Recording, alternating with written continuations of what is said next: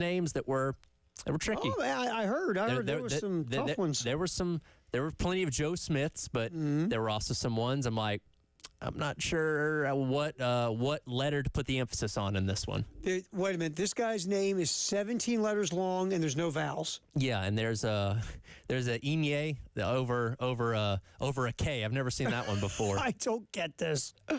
All right, so what a weekend. Say the least. Well, we'll start because we always start locally, even though this is one of those weekends we don't have to. We really probably don't want to. We could avoid it if you want. All right, Dave, flip over to the old soundboard there, my man. I was out of town over the weekend, so I'm keeping up with the baseball game, right? I won't lie to you. The Masters was unreal. It was phenomenal. I mean, that was like called riveting theater. It was fantastic. And so I had more of a focus on watching Rory meltdown, comeback, meltdown, comeback, meltdown, comeback. Because it was going to be one or the other. He was either going to win it or he was going to blow it. It was going to be one of those two, yes.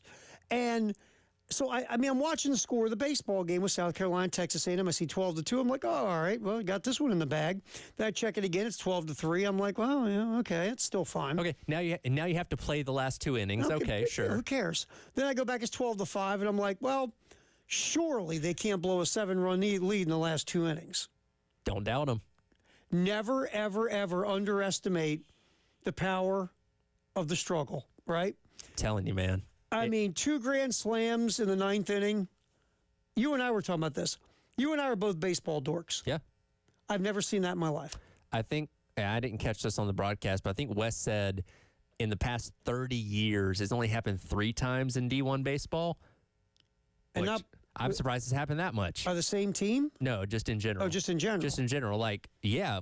One, Grand Slams are a rarity in and of themselves. There's a reason we have a Grand Slam giveaway because you can only have those things happen on maybe 2 or 3 times the entire year. By the way, A&M, 3 on the weekend, by the way. I lost count.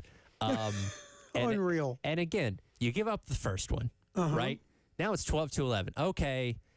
Not great, but you still got a lead. The bases are clear after the Grand Slam. Right. And then you load them back up. There's 2 outs. Like, okay, fine. They can hit a dribbler and you can get a force out at any bag. Just don't give up anything long. And they gave up a long one. Yeah. So that was a tough one. Let's get cut one here, David Adair. Paul Maneri, baseball coach of South Carolina, talking about the heartbreak of losing game 3. No, I really can't. I just brokenhearted for the kids. Played their hearts out. Got a lot of clutch hits. Eskew. They all pitched well. We had the guys on the mound that were the guys that we have been pitching great for us, and you got to give credit to them. They got some big hits, and it's not hard to win college baseball games. I'm going to stop you right there. In no world do you give up 15 runs and say you pitched well. There is no way you can twist that and convince me the pitching was good if you gave up 15 runs. I'm sorry. Didn't he sound like, and obviously just from the sound of his voice, he sounded like someone who just walked away from some kind of tragic event and is just talking. Yeah. For the sake of having to, he has to answer questions, right? You know what it reminds me of? Remember when Ohio State lost to Michigan and Ryan Day was a zombie walking off the field and it didn't even notice that both teams were brawling in front of him? It was kind of that thing, like you're just in a daze, like you can't believe what happened and you don't know what words are coming out of your mouth. I just think Paul Maneri had to answer questions and he just said stuff. I mean, there's no way you believe you gave up 15 runs and you pitched well. You know you didn't. But I hear that cut. I feel sorry for him. He's like, what do you say at the end? Winning baseball games are hard. Well, not really. No. There are a lot of teams who win baseball games, Coach. There are. And when you were 1 inning away from a run rule and you proceed to give up 13 runs in the final 4 innings, that's inexcusable.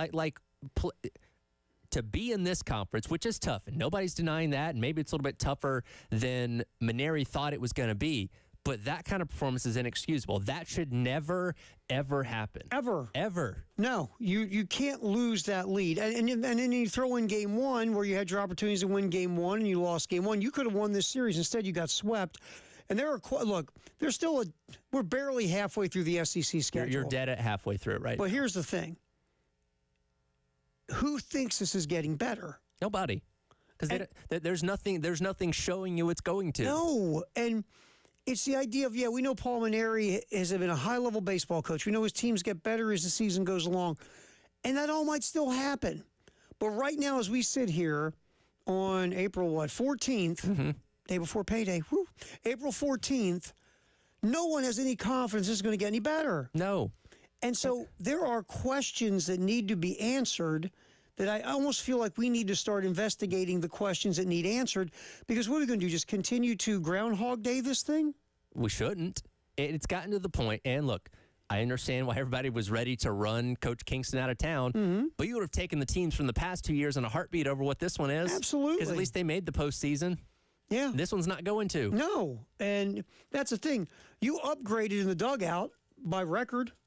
If you look at resume, Mark Kingston isn't in the same zip code as Paul Mainieri, but this thing is 100 times worse than what we've seen in the last couple years. Yeah. Even Kingston's bad years. This is worse than Kingston's bad years when they missed the playoffs. This is, for what this program has been in the past, as at one time the standard of college baseball, and even over the past 10 years, they weren't elite, but they were good to decent most years. This can't happen. You can't be where this program is right now, and I don't know what the process of getting it out of this hole is. Because you can say, okay, well, in the offseason, make better moves and bring in better talent. There's no guarantee that's going to happen. We could be in the same spot next year. Well, again, we always circle to this. You can bring in, more talent, better talent, but do you have the funds to go out and get your better talent? And then, again, the questions are, is Paul Mainieri at the end of the year going to walk and throw his key card on the desk of Jeremiah Donati and said, dude, I can't do this. I'm done. Are you, if you're Jeremiah Donati, bringing in Paul Mainieri, shutting the door and saying, Paul, there's a suitcase in the Caymans for you filled with money, like, if you retire? Yeah. Or is Mainieri and Donati going to say, we're energized for year 2 together? I don't know what's going to happen here, but something needs to happen, because you can't have this again. It's like men's basketball. You can't have this again. And at least with men's basketball, there is not a long-standing history of that program being really, really good or really, really elite or anything like that. Baseball's the opposite. Baseball was, again, at the top of the college baseball world for a long period of time. And the reason why Holbrook and Kingston got let go is because they couldn't get the team at least back to Omaha, where this fan base feels like they deserve to be every handful of years. And right now, it's not looking like Mainieri's going to be sniffing that anytime soon. No, not at all. Unless he takes them on a field trip. Yeah, it's like, hey, you can buy tickets and go sit in the stands, but that's not the same thing. No. Let's get cut to a Paul Mainieri, Dave. Coach said there was no uneasiness prior to blowing this lead. There was nothing happening in the dugout or with the players before the meltdown that gave him any idea that this was going to be a meltdown. Hit it, Dave. I wasn't uneasy at all. I felt like our players were playing hard and the pitchers were making good pitches and we made plays. Again, he sounds like a guy that just walked away from some kind of horrific event, which, in the terms of a baseball game, that was a horrific event. You blew a 10-run lead and give up 2 slams in the 9th inning. So again, we're going to get more into this, obviously, not just today, but moving forward. But I mean, Jay had texted me at the end of it, and I texted him back. I said, "Was that the sound of rock bottom?" If it isn't, I don't want to know what rock bottom is, because this feels like you can't go any lower. No. All right, Dave, let's grab cut 12. Let's get to the fun part of the weekend, the compelling part of the weekend. Hit cut 12, Dave. The long journey is over. McElroy has his masterpiece. I get it, masterpiece, because his round certainly wasn't a masterpiece. No, it was not. From an entertainment standpoint, you couldn't have asked for any more on Sunday. It's like, okay, All he's got to do is not shoot himself in the foot. Okay, shot himself in the foot on the first hole. Okay, all he's got to do is rebound. Okay, he's behind Bryson DeChambeau. All right, he's got a good run going. He put it in the water at 13. Like, just so many ups and downs. Easy putt. Win the thing on 18 the first time. Misses the putt. Now we're going to a playoff. Like, wild day for Rory McIlroy yesterday. It was like it was like you couldn't take your eyes off of it. No, it's because you didn't know from shot to shot what Rory McIlroy was going to do. I said on Saturday, I tweeted this out. I said Sunday he's either going to win the Masters or have a nuclear level collapse, and he kind of did both over the course of 4 hours. Asylum, right? If he blows this thing, I was sitting there and I said to my girlfriend, if he blows this thing, he's going to leave not a green jacket, a straight jacket, and go straight to an asylum. It's one of those things. Poor like guy. If he blew that yesterday, I think we all definitively said he's never winning it, because if you can't win it after yesterday, there's no way you're ever going to win it. And I'll say this: look, I've watched. I mean, I remember, God, I was a young. I forget what age I was when Greg Norman melted down at the Masters. Nick Faldo won. I remember watching Vanderbilt at the British Open blow up what felt like a 10-stroke lead on 18. Yep.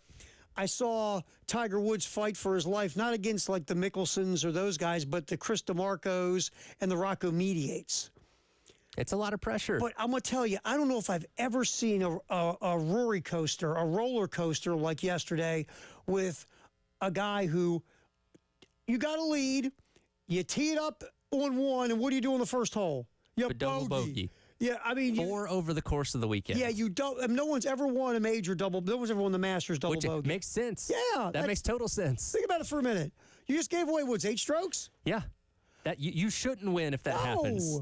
And then the guy you think is going to go up against Rory, DeChambeau, can't make a putt. Yeah, falls off the face of the earth. And here comes Justin Rose, who played 3 immaculate rounds. Saturday killed him. Yep. But he came storming back on Sunday. We all forgot about Justin Rose. Yeah. It was like, he was that fun leader in the first round, right? Yeah, that guy. Well, all of a sudden, here he comes galloping up out of nowhere, and he's the dude that's going to fight at the end. It was craziness. We'll give you another cut from Rory coming up as we continue the discussion on what happened at Augusta. You don't have to even be a golf fan. No. To enjoy yesterday. Phenomenal television. Craziness. And we'll talk about, what that means for Rory McIlroy. Halftime show. David Dare, Terry Ford, Tyler Head. Till 3 on the game. 107.5 The Game in Columbia. 100.5 The Game in Florence. And 100.3 The Game in Myrtle Beach. The Game Network.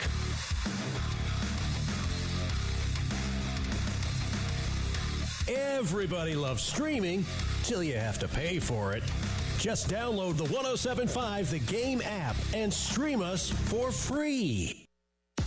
107.5 The Game, broadcasting live from the Herndon Chevy Studios. You can save up to $20,000 on new Silverados. Stop by or shop online today and see how Herndon Chevy makes you smile. Together, let's drive. This is Larry Leitner, owner and founder of Midstate Roofing, and for nearly 30 years, we've continued to be the proven leader in the roofing and waterproofing industry. Midstate Roofing's proven history is your assurance that our professionals at Midstate Roofing will provide the proper advice, service, and results to the needs of your facility in a manner both safe and pleasing to your operation. From high-rise to hospitals, manufacturing to industrial, Midstate Roofing designs and installs bonded systems with a protective guarantee that will keep your operation dry and running long into the future. 24 hours a day, 7 days a week. And this is Blake Leitner, reminding you to protect that roof with a maintenance contract. Call me today at 803-356-1919 or online at midstateroofing.com. That's midstateroofing.com. You'll speak to an on-call technician after hours or a Midstate Roofing staff member during hours at 803-356-1919 or online at midstateroofing.com. And as always, tell them Midstate Twins. If you have a leak, let Midstate Roofing take a peek. Have you heard? Kohl's has 2 exclusive new home brands, Mariana and Mingle & Co. From luxe favorites that are all about turning your space into a sanctuary to fun mix and match dining essentials, there's so much to discover, and trust me, you're gonna love everything. Plus, you can get an extra 15% off throughout the store and earn Kohl's cash. So hurry to Kohl's today and bring it home for less. Select styles, some exclusions apply. Offer ends April 19th. See store or Kohl's.com for details. Are you someone who tries to drive while distracted by your phone? Someone who props it on the steering wheel or peeks down at it for a glance? Or just scrolls and scrolls? If so, you could be the next person to get into a fender bender, get a ticket, veer off the road, or even cause a crash that kills you or someone else. Enough already. Put the phone away or pay. Paid for by NHTSA. Ever thought about hitting a golf ball in Williams-Brice Stadium? Here's your chance with Upper Deck Golf. Play an epic round of golf inside the stadium from May 8th to 10th. Experience unique golfing by hitting tee shots from the upper deck down to custom greens on the field. Start and end at the Clubhouse Festival with music, beers, food, and golfing challenges. The event is open to all ages, but hurry, because tee times are limited. Visit upperdeckgolf.com for more info. That's upperdeckgolf.com. It's time to prepare for summer, and your HVAC system is on the fritz. The last thing you need is an unexpected repair bill, and AAA Heating and Air has got your back. They're offering up to 12-month payment plans on repairs with no credit check. That's right, no need to worry about your credit score. As long as you're a homeowner with a valid bank account, you're good to go. So do what I did and call AAA Heating and Air today. Tell them Bill Gunner sent you. AAA Air when you need us. AAA Heating and Air.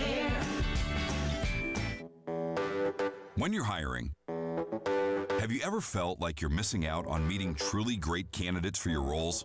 It seems impossible to find them, but they have to be out there somewhere, right? Well, they're not hard to find when you know where to go, and that place is ZipRecruiter. And right now, you can try ZipRecruiter for free at ZipRecruiter.com/radio. ZipRecruiter helps 10 million people with their job search every day, and because these people are actively looking for jobs just like yours, it's easy to find the right person right away. In fact, 4 out of 5 employers who post on ZipRecruiter get a quality candidate within the first day. But if you're not using ZipRecruiter, you're missing out. So see what it's like when the impossible is easy. When you go to ZipRecruiter.com/radio right now to try ZipRecruiter for free. Once again, that's ZipRecruiter.com/radio. ZipRecruiter.com/radio. Never miss out on great candidates with ZipRecruiter.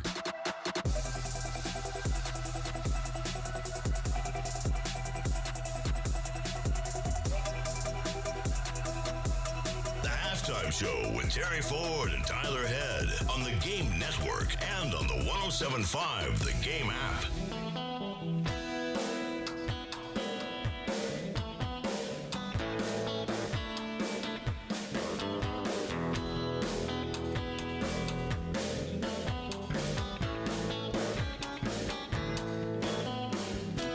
It's a halftime show. Terry Ford, Tyler Heads here, David Dare. All right, so Rory McIlroy gets the career Grand Slam. Yep. Gets it out of the way. 6th person ever. And, I mean, you look at that list of the guys who have done it, and look, Rory is in the club. Sure. Hall of Famer, all that stuff, best golfer of his generation, blah, blah, blah, blah, blah, because he's got something nobody else in his generation has. It's called the career Grand Slam. Yeah, last do it was Tiger in 2000. But when you look at Rory to the people on that list, too, like Nicklaus and Tiger and others, Rory would probably be closer to the bottom of that list of the others. For now, he's still got a lot of career ahead of him. And that's where I was going to get to. Everybody, and I love this about golf, because golf is dying for another Tiger Woods. Yes, of course. I get it. Because ratings, revenue, bigger purses, everybody makes money if you got another captivating figure that can dominate on the golf course and resonate off the golf course to the casual fan. Yep. Guess what? Good luck. You're not getting it. Nobody's going to be Tiger. And that was, like Scheffler winning last year. We talked about it in the days after that. Like, phenomenal golfer. Number one in the world, all that kind of stuff. Personality of a piece of cardboard. You know what I mean? Like, you can't market around him, unfortunately, until he started getting arrested in Louisville. Then things were a little bit different. But, he's the only thing. You can't just be a good golfer. You have to be more than that off the court or be captivating enough to get that casual person to care. Because Tiger brought in a demographic that was not watching golf. Yes. And I'll be honest with you, a lot of people cheered for Tiger because he wasn't the stereotypical cardboard cutout golfer. He was a minority. He played on public courses. He wasn't some rich kid who played on private courses with the family money, and he wasn't the other guys. He was this robotic competitive machine that golf had never seen before. Destroyed But now everybody's made in that mold. Everybody is a Tiger-esque type of golfer where it's not interesting anymore. And it's just the idea that, because Tiger again, brought people to the game of golf who never would have given a crap about golf. Right. Courses were built all over this country because of Tiger. Yeah. They call it the Tiger effect. Yes. You're not getting that from anyone. Not a Rory McIlroy, not a Scotty Scheffler, not any of these guys are going to bring you that phenomenon. I get why golf wants it because you want to make more money. You were not a niche sport for a while because of Tiger, and that's just the truth. You mattered when Tiger played. Exactly. And even to this day, if Tiger was in the field yesterday and, in the top 10 entering Sunday, your ratings would have been higher. Oh, absolutely. Because there's a casual interest in, hey, what's Tiger doing? What's Tiger doing? And so my point about Rory is this thing was over, and look, I understand it. Everybody in the golf world was like, Rory's only 35. And he's got $5 million. He got that big Godzilla off his back now. Watch Rory go. I'm like, maybe. Or maybe this. Maybe Rory got what he needed, right? And here's the thing about golf, because it's so from the neck up. Yeah. And look, we've seen golfers who reach a certain level and they attain and achieve. You know what's really easy to do? Make a living being 18th. Yeah. Because you've checked all your boxes. And now, because you get to go to the Masters every single year, you're guaranteed some form of paycheck from that. And yeah, some guys can just coast from here. Because again, it's been 11 years since he won a major. If he flips a switch now and goes on a tear, then yeah, that's great for golf. If he's like, I'm good. I finally won the Masters, got the monkey. I'm a Grand Slam. No one can ever take that away from me. I'm a Golf Hall of Famer, all those kind of things. And like I said, he just kind of was comfortable with being 18th. Then, again, great way to make a living, but doesn't do a lot for the game of golf. No, and that's the thing. Golf wants, and I understand why. I get you. But you try to make people. Tiger just became what he became. He wasn't manufactured or marketed. No, he came out to the professional world, the professional golf world, and destroyed folks. Yes. And it became captivating and compelling, and it drew in people, and it drew in people who never cared about golf before. That was organic, right? If Tiger wasn't basically boat racing folks, this wouldn't have happened. Yeah, the mere presence of him being on the same scorecard as you made you crumble. Oh, absolutely. We had not seen that before. No, he made grown men cry at the tee box. Yeah. You see Sunday Red behind you, you're going to fall apart. Right. So that's the thing. It's like, and I heard all that. I knew I was going to hear it last night, right after Rory won.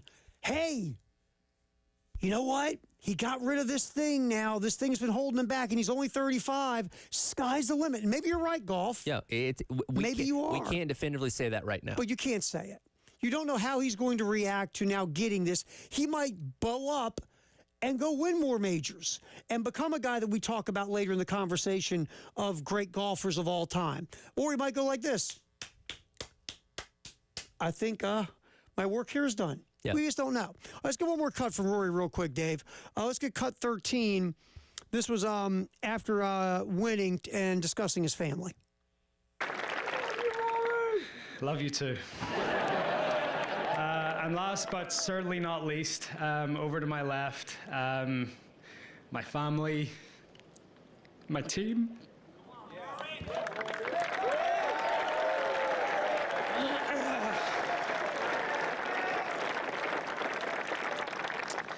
They've been on this journey with me the whole way through. They know the burden that I've carried to, come here every year and try again. And the one thing I would say to my daughter Poppy that's sitting over there, never give up on your dreams. Never, ever give up on your dreams.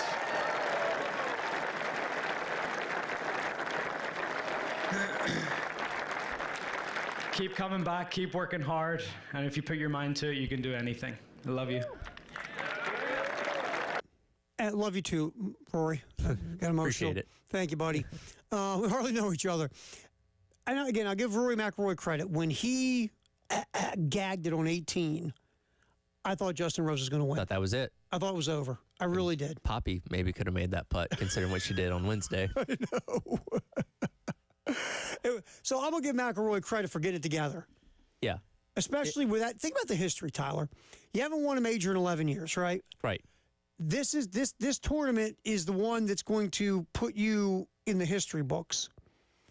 and you just blew the putt on 18. Yeah, and again, coming into the day, everyone was asking, okay, how's he going to blow it this time?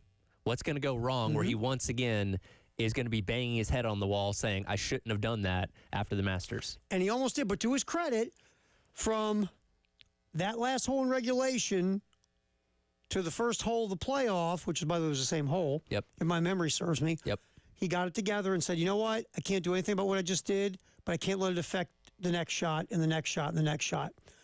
Easier said than done. There is no game, and again, I don't play golf, but occasionally when there's a beer cart. There is no game that is more of a mind, I can't say that word on the air, more of a mind assaulter than golf. Yep. You have so much free time to think, so much free time between shots. There's so much free time for your mind to screw with you. Sure. It's unreal. Tennis is like it to a point, but nothing gives you more time to sit and drive yourself insane than golf. Well, and it's an individual sport. You know, in football, if you miss a block, well, your teammate can pick you up. You miss a tackle, your teammate can pick you up. And golf, if you screw up a putt, that's on you. Like, yeah, your caddy can help you analyze the grass and the slope and all that kind of stuff, but it's up to you to put putter to golf ball and make it go in the hole. And he missed so many critical putts down the stretch yesterday that if you make one or two of those, you're not in a playoff. No, I mean, again, 4 doubles during a tournament, 4 double bogeys, and you still won the Masters. Yeah. All right, so hey, Rory, wasn't easy, my man, but thumbs up to you, I think that speaks volumes how good his second and third rounds were, because he was even on Thursday and just eviscerated the second and third rounds. Nobody's shot 6 straight threes ever, and he did that. He was insane for the 2 middle rounds. So thumbs up to Rory McIlroy for getting to bagging the career Grand Slam. All right, so we're going to manipulate. We call it just in case you just woke up. Just in case you were gone this weekend and saw nothing in the sports world. You missed a lot. You missed a ton. And I'm going to say this. I can't believe I'm saying this. Way to go, Tennessee. We're going to get to that next. Halftime show. David Dare, Tyler Head, Terry Ford, till 3 on the game. 107.5 The Game in Columbia, 100.5 The Game in Florence, and 100.3 The Game in Myrtle Beach. The Game Network. Listen to Gamecocks baseball on The Game. And if a Gamecocks batter hits a grand slam, you could win cash. You could win cash. You could win cash. You could win cash in the Palmetto Citizens Federal Credit Union Grand Slam giveaway. Go to 1075thegame.com and register. Brought to you by Palmetto Citizens Federal Credit Union and The Game. Paid non-attorney spokesperson. Paid for by Action Matters. Texting privacy policy and terms and conditions posted at textingterms.us. Texting enrolls you for recurring automated text marketing messages. Message and data rates may apply. Reply stop to opt out. Attention all current and former firefighters, including civilian and military firefighters. If you or someone you love was exposed to chemical-based firefighting foam, or AFFF, and were diagnosed with cancers such as bladder, kidney, prostate, testicular, and pancreatic cancer, you may be entitled to significant compensation. Text now to see if you qualify. Chemical-based firefighting foam, or AFFF, has been used for decades to fight fires because it's highly effective at extinguishing petroleum and jet fuel fires. But studies have shown that chemicals used to make AFFF are highly toxic to humans. The Centers for Disease Control and the American Cancer Society have reported that these chemicals may be linked to various cancers. If you or someone you love was exposed to chemical-based firefighting foam, even if it was during military training, text now as you may be entitled to significant compensation. Don't wait. Time is limited. Text service to 323232 to see if you qualify. Text service to 323232. Service to 323232. What you're talking about. Sponsored by Love Chevrolet, where the inventory's overflowing and the deals are in full bloom. I-26 at Harbison and at lovechevy.com. Together, let's drive. You make the best burgers in town, and customers love them. But when you're busy running your business, keeping up with reviews isn't easy. You need a boost. Cumulus Boost helps you collect, manage, and showcase reviews, so more customers find you. Learn more at cumulusboost.com. Are you in the market for an engagement ring? Then you're going to love this month's promotion, because at Traditions Fine Jewelers, you'll also get a free vacation. That's right. With your lab-grown diamond engagement ring purchase of just $14.99, you'll get a 3-night stay at hotels hotels in great cities like Orlando, Nashville, or Vegas. And at $24.99 or $34.99, you'll get a 3 or 4 night all-inclusive package at resorts like the Sports Illustrated in Punta Cana or the Half Moon Resort in Jamaica. And for you bigger spenders, at $49.99, you'll get a 3 to 4 night cruise on Royal Caribbean Cruise Lines. At Traditions Fine Jewelers, you'll always get a better quality diamond at a better price. But from now till the end of the month, you'll also get a dream vacation. So come see them, get the diamond engagement ring that you want, and the vacation you need. Only at Traditions Fine Jewelers, the Midlands Diamond Superstore and Customization Destination on Sunset Avenue in Lexington.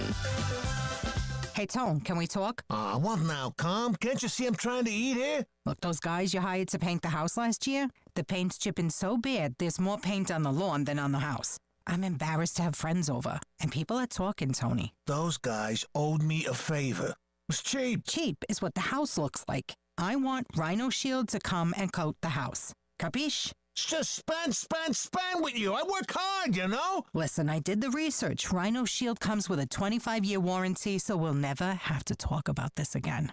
I already called them, Tone, and I got an estimate. It's cheaper than having those so-called painters of yours come out every few years and do whatever it is they do. All right. Can I just eat in peace, please? Need your home painted again?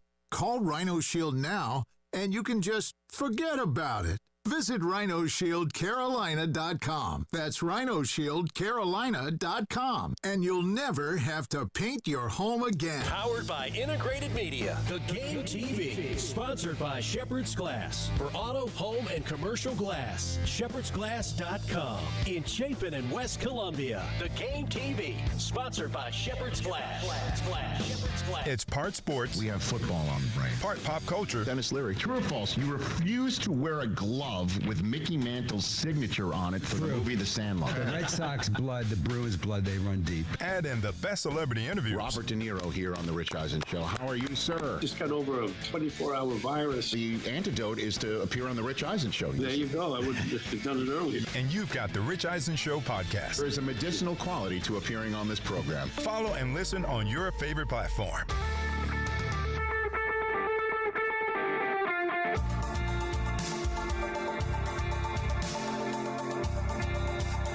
Just in case you just woke up, here's what's happening in the world of sports on the halftime show on the Game. Sponsored by the Gutterman. Protect your biggest investment. Call the Gutterman at 803-791-7147.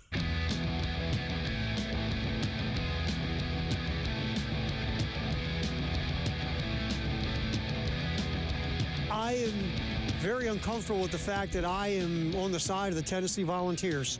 It's a weird place to be. Highly uncomfortable. I asked Elijah in the break, I said, why can't Tennessee do anything normally? Because between this, the Shiano situation, what happened with Pruitt, Kiffin leaving in the middle of the night, like nothing with them just happens like casually. It's always the most insane, chaotic outcome, right? And this was insane. Just in case you were away for the weekend and was disconnected from sports, we got a story for you. Halftime show, just in case you woke up. Terry Ford, he's Tyler Head, David Dare across the glass, punching the buttons here on the game. All right, so our boy Nico Amali-Lava. I think I nailed it, didn't I? And you did not, actually. I will say, I think this is the weekend everybody learned how to properly pronounce it. I've heard his name more this way, but I've heard it so many different ways, I've totally lost how to say it now. It's Iamaliava. Iamaliava. Close enough. I mean, I won't lie to you. So I'm listening last night to Channel 84 on Sirius XM, which is the college football channel. Yep. Or the college sports channel. Yep. They had 50 different people on talking about this. They all said it 50 different ways. By the end of the night, I was like, I've forgotten how to say this guy's name. By the way, terrible time to be named Nico right now between him and Nico Harrison. Yeah. Yeah, not a good time. Not good to be a Nico. Don't name your kid Nico. Please don't. All right, so Nico really and his people decide to go to the folks at Tennessee, really the Tennessee Collective and the Volunteers. Yep. They're all in it together. Nico's dad, his representatives, his agent, because who knows? But Team Nico decided to try to leverage Tennessee to give Nico more money, because remember, how these collective deals and NIL deals are going to change soon, because now there's going to be this clearinghouse. Of course, that's only going to last for a month before it gets thrown out in court. Sure. But it's coming. So Team Nico decided to try to leverage Tennessee to get more money for their quarterback. Yep.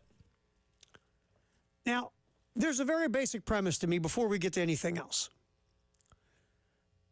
If I own a business, let's say I hired you, Tyler Head, to be my lead salesperson, and I gave you a wonderful contract with the idea you're going to go out and generate me a ton of revenue and make me rich. Sure.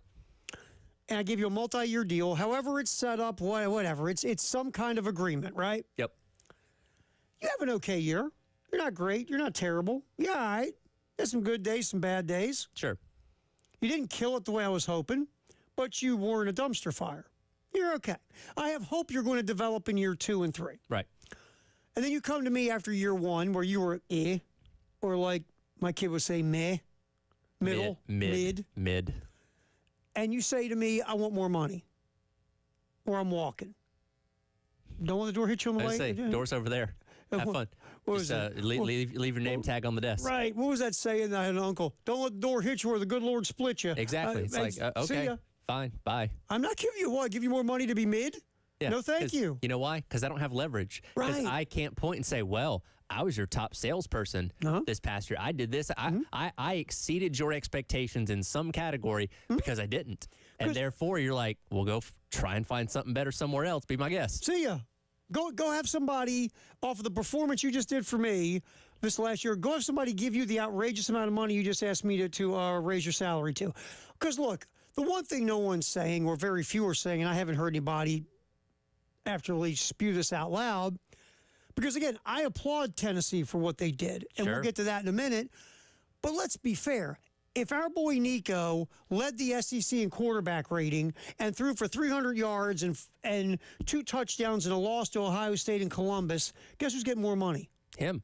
There are more bags. If he's a Heisman Trophy finalist, if he was, the standout freshman of the year at quarterback, then you've got a leg to stand on, because you say, if you want my services, I need to get paid more because my performance exceeded what I was being paid. Going into this upcoming SEC football season, who are the quarterbacks who are going into their second year starters that everyone's talking about?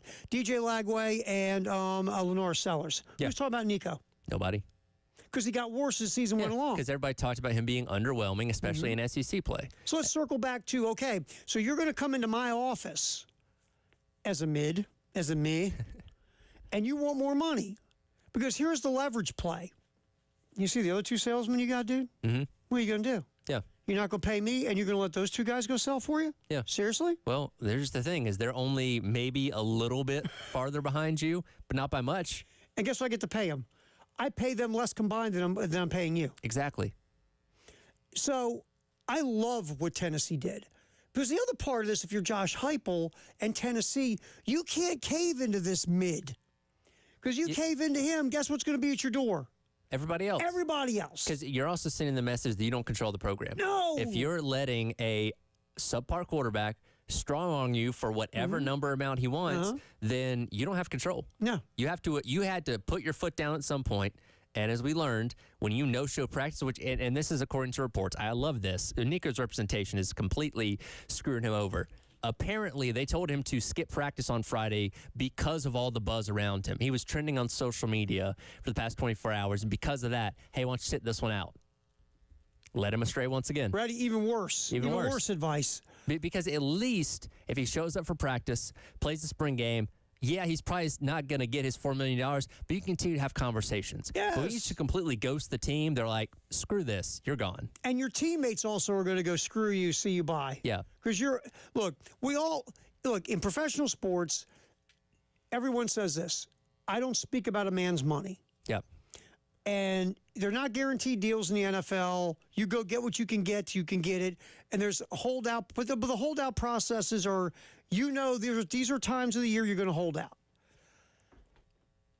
So professional sports is different. But when you bag out of Friday before the spring game because you're trying to leverage more money from the school, and you're dealing with young adults, you're going to lose some of that locker room. You just are. And look, I don't blame Nico for trying to get more because there's no parameters. Again, you look at Carson Beck getting $3 million to go to Miami after his awful season at Georgia last year. If I'm Nico, I'm like, is he better than me? I don't know, but I'm going to go out there and try. But you have to understand how to negotiate, which they clearly didn't understand. No, you keep playing, you keep practicing, and your quote-unquote team negotiates with the collective in Tennessee and on all the other entities on that side. You don't sit out.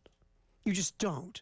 It was just Nico's people, and I'm going to try to be kind, come off as scumbags in this. Oh, totally. They really do. And I'll say this right now. I hear about North Carolina, Southern Cal, UCLA, Notre Dame. Now, Southern Cal and Notre Dame have said no thanks. Yes. That's the rumor. Yes. If I do not care how bad my quarterback situation is, there is no way on this earth I am contacting that guy. Because you know what? What he's did to Tennessee, he's going to do to you. And if you, whatever school he ends up at, if you're making less than what you're making would have made at Tennessee this year, you lost. And I don't know, again, what he's going to get paid, but let's say somebody pays him $1 million to come to their school. Congratulations, you lost $1 million. Oh, yeah. Well, he's not going to get – I would be surprised if he gets more than he would have got at Tennessee. I don't think he will. And look, most programs at this point in time know their quarterback situation. I don't know. I brought up maybe Purdue is so desperate. They're going to go out there but do you think they have $4 million to burn on a quarterback? Sure, Absolutely they got not. A lot of those boilers have a ton of dough laying around. All right, real quick, David Ayer, because we don't have now let's get in the next segment. Hold on. We'll get some Josh Heupel in the next segment, also get a text. But yeah, I'm not bringing Nico into my program because obviously he is showing you it's about him. And his people are going to constantly try to get more money from you and try to leverage you all the time. No, thank you. No, thank you. It's like that girl, you met her when she was seeing somebody else, and now she's seeing you. What do you think's going to happen to you?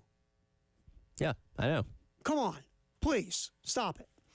All right, we'll come back. Firehouse Sub text the hour, and we'll hear from Josh Heupel, the Tennessee head coach, his thoughts on the whole Nico situation. It's a halftime show. Terry Ford, Tyler Head, David Ayer on the game.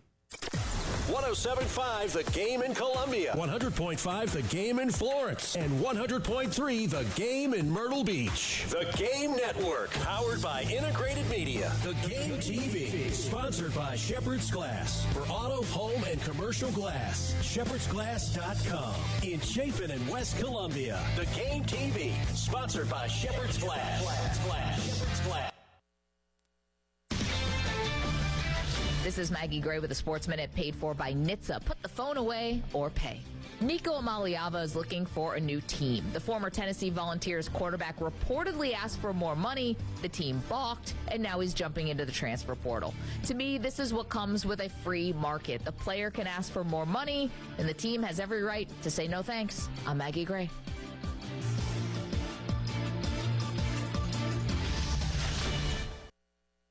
Every day when we're on the road, people around us endanger themselves and others by looking at their phones while driving. There's the sneak-a-peeker who darts their eyes between the road and their texts, or the nightlighter who illuminates their car after dark. If that's you, reconsider before you find yourself becoming the fender bender-er, the got a ticket-er, or worst of all, the driver who killed someone. Put the phone away or pay.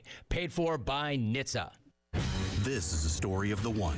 As a maintenance specialist for University Housing, he knows college students can major in wear and tear. Plus, housing so many students doesn't leave a lot of room to house all the supplies he needs. That's where Grainger comes in. With over 1 million industrial-grade products and fast, dependable delivery, Grainger carries the quality products he needs so he doesn't have to. From a new door hinge to a whole new faucet. Call, click Grainger.com, or just stop by. Grainger, for the ones who get it done. Breaking news from the stadium tonight as an anonymous fan foot the bill for 55,000 hot dogs, bringing that sweet tubed meat to everyone in attendance. Free dogs! Yeah! 55,000 hot dogs? What does that even cost? While the identity of this Frankfurter philanthropist remains anonymous, their all-beefy generosity will go down in history. The new Mega Millions. More to win means more to give. How you spend it is up to you. Yeah! For game odds and details, visit sceducationlottery.com. Are you considering a new roof or repairs but unsure where to start? Crescent Construction offers free roofing estimates to help you make informed decisions with ease. Our expert team is ready to assess your needs and provide comprehensive insights. Visit our website, crescentcarolina.com, to learn more about our services and schedule your free estimate today. Trust us to guide you through the process with professionalism and care. Don't wait. Contact us today at crescentcarolina.com. Thy ticket, Lady Jennifer of Coolidge. Well, many thanks, good sir. Here'th my Discover card. They accept Discover at Renaissance fairs? Yeah, they do here. Discover is accepted at the places I love to shop. Getteth with the times. With the times?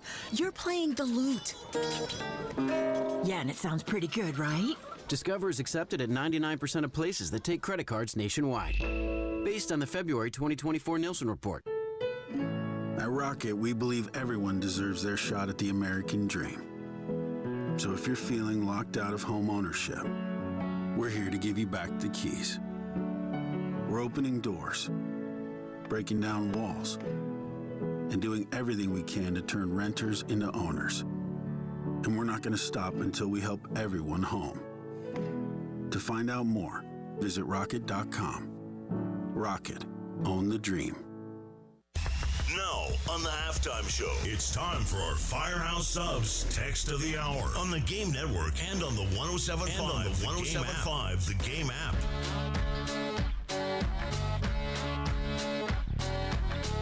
What does Josh Heupel have to say about this mess with Nico Amaliava? I'm getting there. Close enough. You know, I have a problem. I know it's Amali Lava.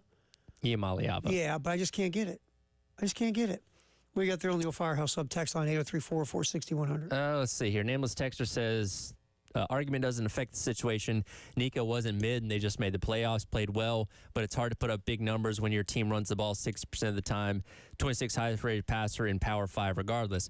No, they ran the ball because they couldn't throw the ball as well. They couldn't trust him to throw the ball. Josh Heupel's run and shoot offense is designed to throw the football. They had a good running game with Dylan Sampson, but if Nico was a better all-around thrower, they wouldn't run the ball as much. They did not make the playoff because of Nico. They made it because of their defense and their run game. Look at his numbers in SEC play. He was very average the entire time. He had no leverage to stand on in this negotiation. Oh, and again, Texter will all respectfully disagree, but let's go with Nico in the SEC real quick. Let's go game log.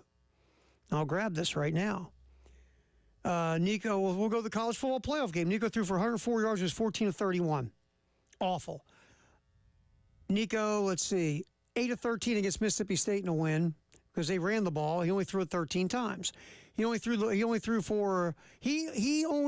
for over 200 yards in an SEC game twice. And he only against Kentucky and against Vanderbilt. He only completed more than 62% of his passes in the SEC once. That was against Vanderbilt. His quarterback rating in SEC play is among the worst in the league. Again, he padded his stats against UT Chattanooga, NC State, UTEP, and Kent State. Yeah. Everything else, all the tougher teams that he played, he barely did anything. And by the way, he only threw for over 300 yards once in the entire season. And as the year went on, Tennessee ran the ball more because they couldn't trust Nico. Because he could not put the team on his back or the offense on his back and carry it. And if they did not have a running game, they would not have made the college ball playoff. No. And again, that offense is designed to throw. And Nico was not the fit that they needed for it. No. I mean, if you look at completion percentage in the SEC, it was below average. You look at, completion percentage, you brought it up, below average. His yards per game in the SEC was, And so, again, Texter will agree to disagree. No, Nico, and if you watch the games, Nico could not make plays against SEC teams. He just couldn't.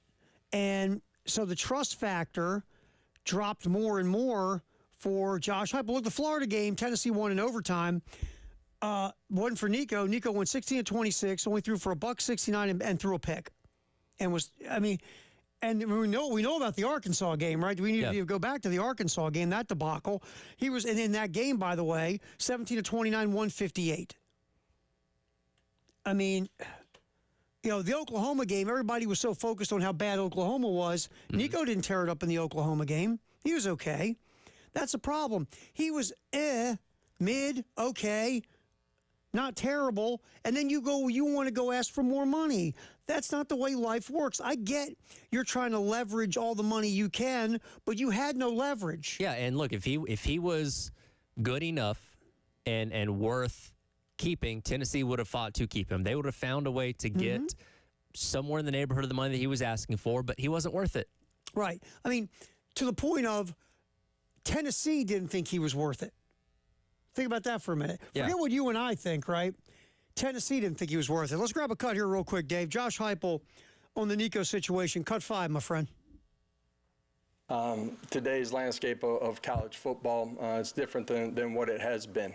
It's unfortunate, just the situation and where we're at with Nico.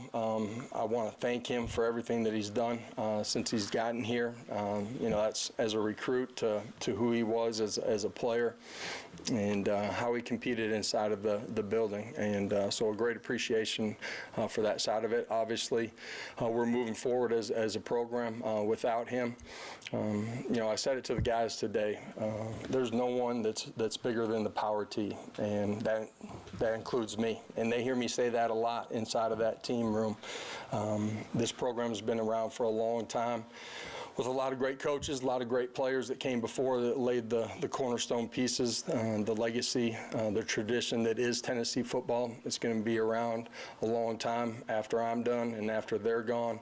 And that's what's special about being here is that there is a legacy and a tradition that is so rich and a logo that's recognized not just across the nation but across the world too. And today you got a chance to see 110 guys that ran out and competed their butts off, that give their all for Tennessee and do it the right way, and really proud of the spring that they've had, but also how they culminated it as well. So, all right, and so what Tennessee has done is they basically said, okay, right now in our quarterback room, we've got a redshirt freshman who was a 4-star recruit, we've got a 5-star recruit, true freshman, and we're going to go and see what falls out of the spring portal, and we'll see where we can go from there. So I got a question for you.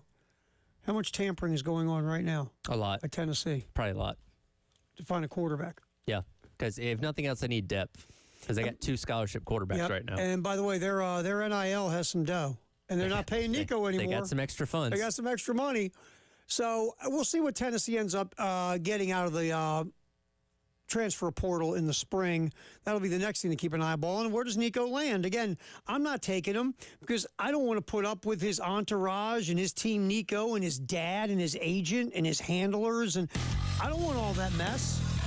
I don't need that. Obviously, This is a guy who, his entourage, they just want to see how many bags they can pull from him. Yeah. That's what it is. I don't want any of that on my part of my football program. Look, it's easy though. People are going to they're blaming Tennessee or they blame Nico. No, neither party is to blame here. We know who is to blame, and we will discuss that next as we go football in the 1 o'clock hour here on the Halftime Show. 107.5 The Game, broadcasting live from the Herndon Chevy Studios. You can save up to $20,000 on new Silverados. Stop by or shop online today and see how Herndon Chevy makes you smile. Together, let's drive. The Men's Clinic of South Carolina, we talk about it a lot here on this show. They sponsor this show, sponsored by the Men's Clinic of South Carolina. Because, guys, as you get older, things just aren't happening like they used to. And a lot of times, you're weirded out by it, you're confused, you're trying to be all manly, like nothing's wrong with you. But, it's just it ain't the same. And you might be driving yourself crazy for no reason because it could just be low testosterone. That's it. One way to find out, call 803-875-MENS. Set up a free confidential consultation at the Men's Clinic. Dr. Dan and the staff. Tell them your story. You're not sleeping as good as you used to. You don't have a life drive. You don't have professional drive. Your workouts stink. You're not as strong as you used to be. You can't remember where your keys are. It might just be low T. They'll do lab work. If it comes back low testosterone, they'll put you on a plan to get you back to being you, and it'll be personalized for you. Call the Men's Clinic of South Carolina. Feel like you again. Everyone, is Chris Clark. Garnet Trust is hoping to build the best and most sustainable NIL program in the country. To find out how you can get involved, go on over to garnettrust.com. You can support Gamecock athletes there, get access to exclusive content, and help Garnet Trust build the best NIL program in the country. What you're talking about. Sponsored by Love Chevrolet. Act now for spectacular savings on the best selection of new Chevys. I-26 at Harbison and at lovechevy.com. Together, let's drive. And now it's time for Pizza and Trivia. Category, fun and delicious. This pizza joint has free team trivia every Thursday night and offers delicious stone-baked pies with fresh ingredients and over 100 beers from around the world. What is Mellow Mushroom Pizza Makers?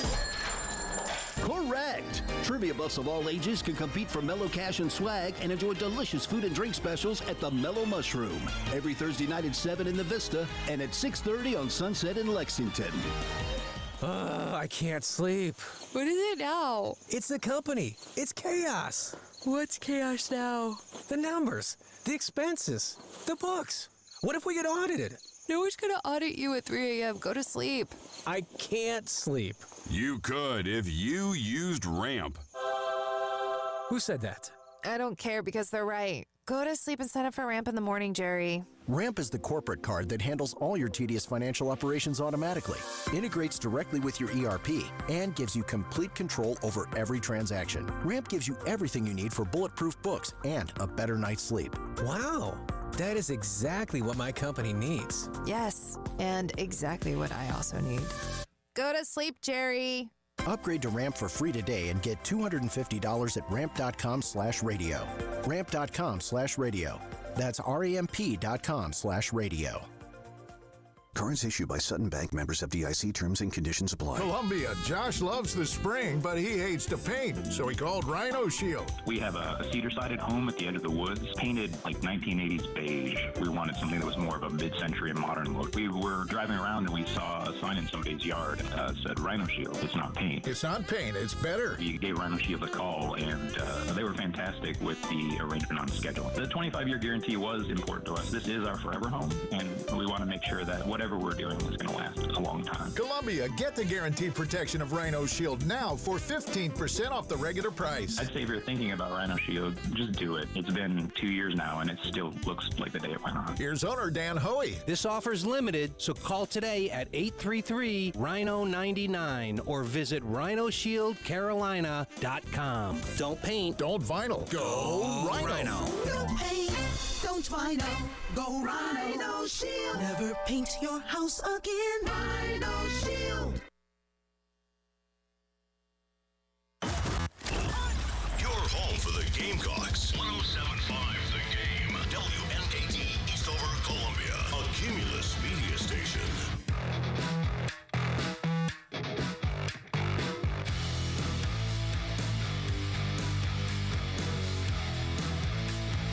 It's 1 o'clock. Time to talk football, and more football. Sponsored by Atlantic Windows and Doors on the Halftime Show, on the Game Network, and on the 107.5 The Game app.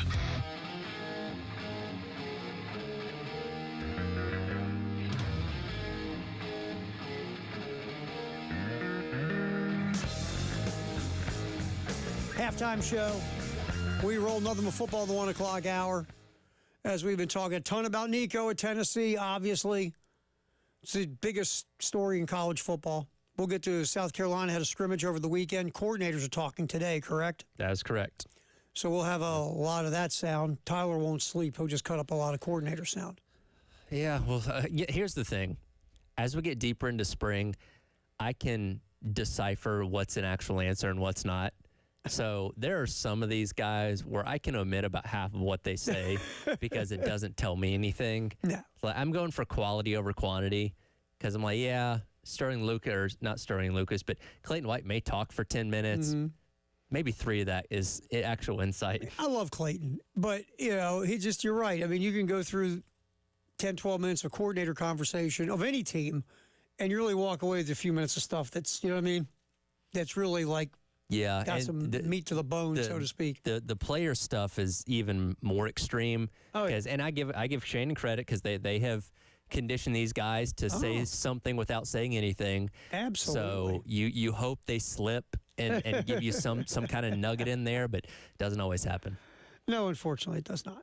So we'll have some coordinator sound tomorrow, as Tyler Head will stay up and rip through the coordinator sound.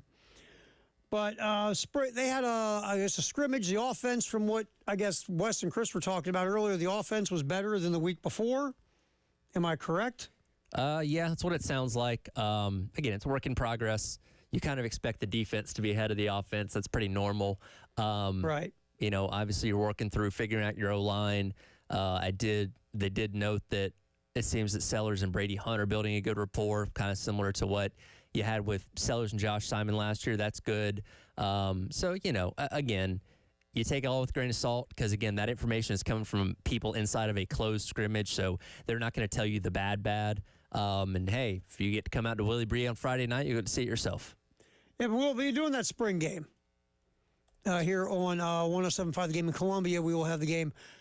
Some goof named Terry Ford will do the pregame. Then we'll have Chris Miller, Wes Mitchell, Chris Clark from Gamecock Central do the actual game broadcast. And then that same goof, Terry Ford, will come back, do the halftime, and do the postgame. So we're ready to roll for the spring game. And this is the only place you can catch it, by the way. Yeah, it's not on TV. And I felt the impact this past weekend of the lack of spring games on television. Because in years past, like I'm not going to sit down and watch an entire one, but you can kind of bounce around a little bit, especially for teams that you expect to be contenders in the conference and around college football. Hey, I'll watch a little bit of this, a little bit of that. Just kind of, you know, see who you need to know and familiarize yourself with some of the newer players. And you don't really have that in the SEC outside of A&M and Oklahoma. Right. And I really would have loved Tennessee's spring game to have been on TV because that would have been riveting television over the weekend. No doubt. The press conferences are riveting. Yeah. With this whole thing. And we'll get some more Josh Heupel here in just a little bit. But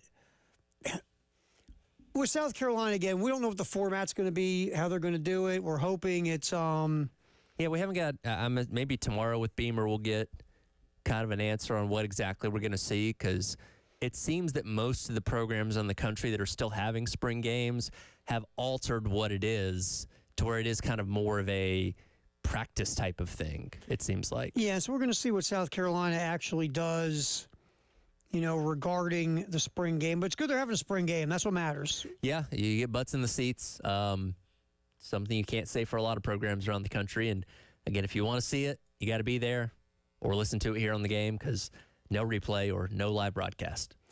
And, look, like we said before, I've said, Matt Rule is now my public enemy, ruining spring games for folks. I hope what happens is that this turns to a 180 and what Fran Brown at Syracuse and Dion at Colorado want to do, and that's, you know, scrimmage each other, play each other. I would like to see things turn toward that more than this whole nonsense of, well, you know what? You know, we can't have a spring game because, you know, these other teams will watch our spring game and try to steal our players, which is the most asinine thing I've ever heard in my life. Right. So we will have that again coming up on this Friday. 6:30 pregame, 7:30, everything gets started. Then we'll have a postgame right here on 107.5 The Game in Columbia. All right, now back to the Nico situation. Look, at the end of the day, you can blame Tennessee. You can blame Nico. We got a guy on a text line. I think he's part of team. Is it Nico's dad? I don't know. Good question. You can point and disagree and agree and everything about all this, and that's fine. But the NCAA is to blame for all this because, again, they've been breaking antitrust laws for 70 years. Yep. And once the court said, by the way, 9-0, the court said you've been breaking antitrust laws.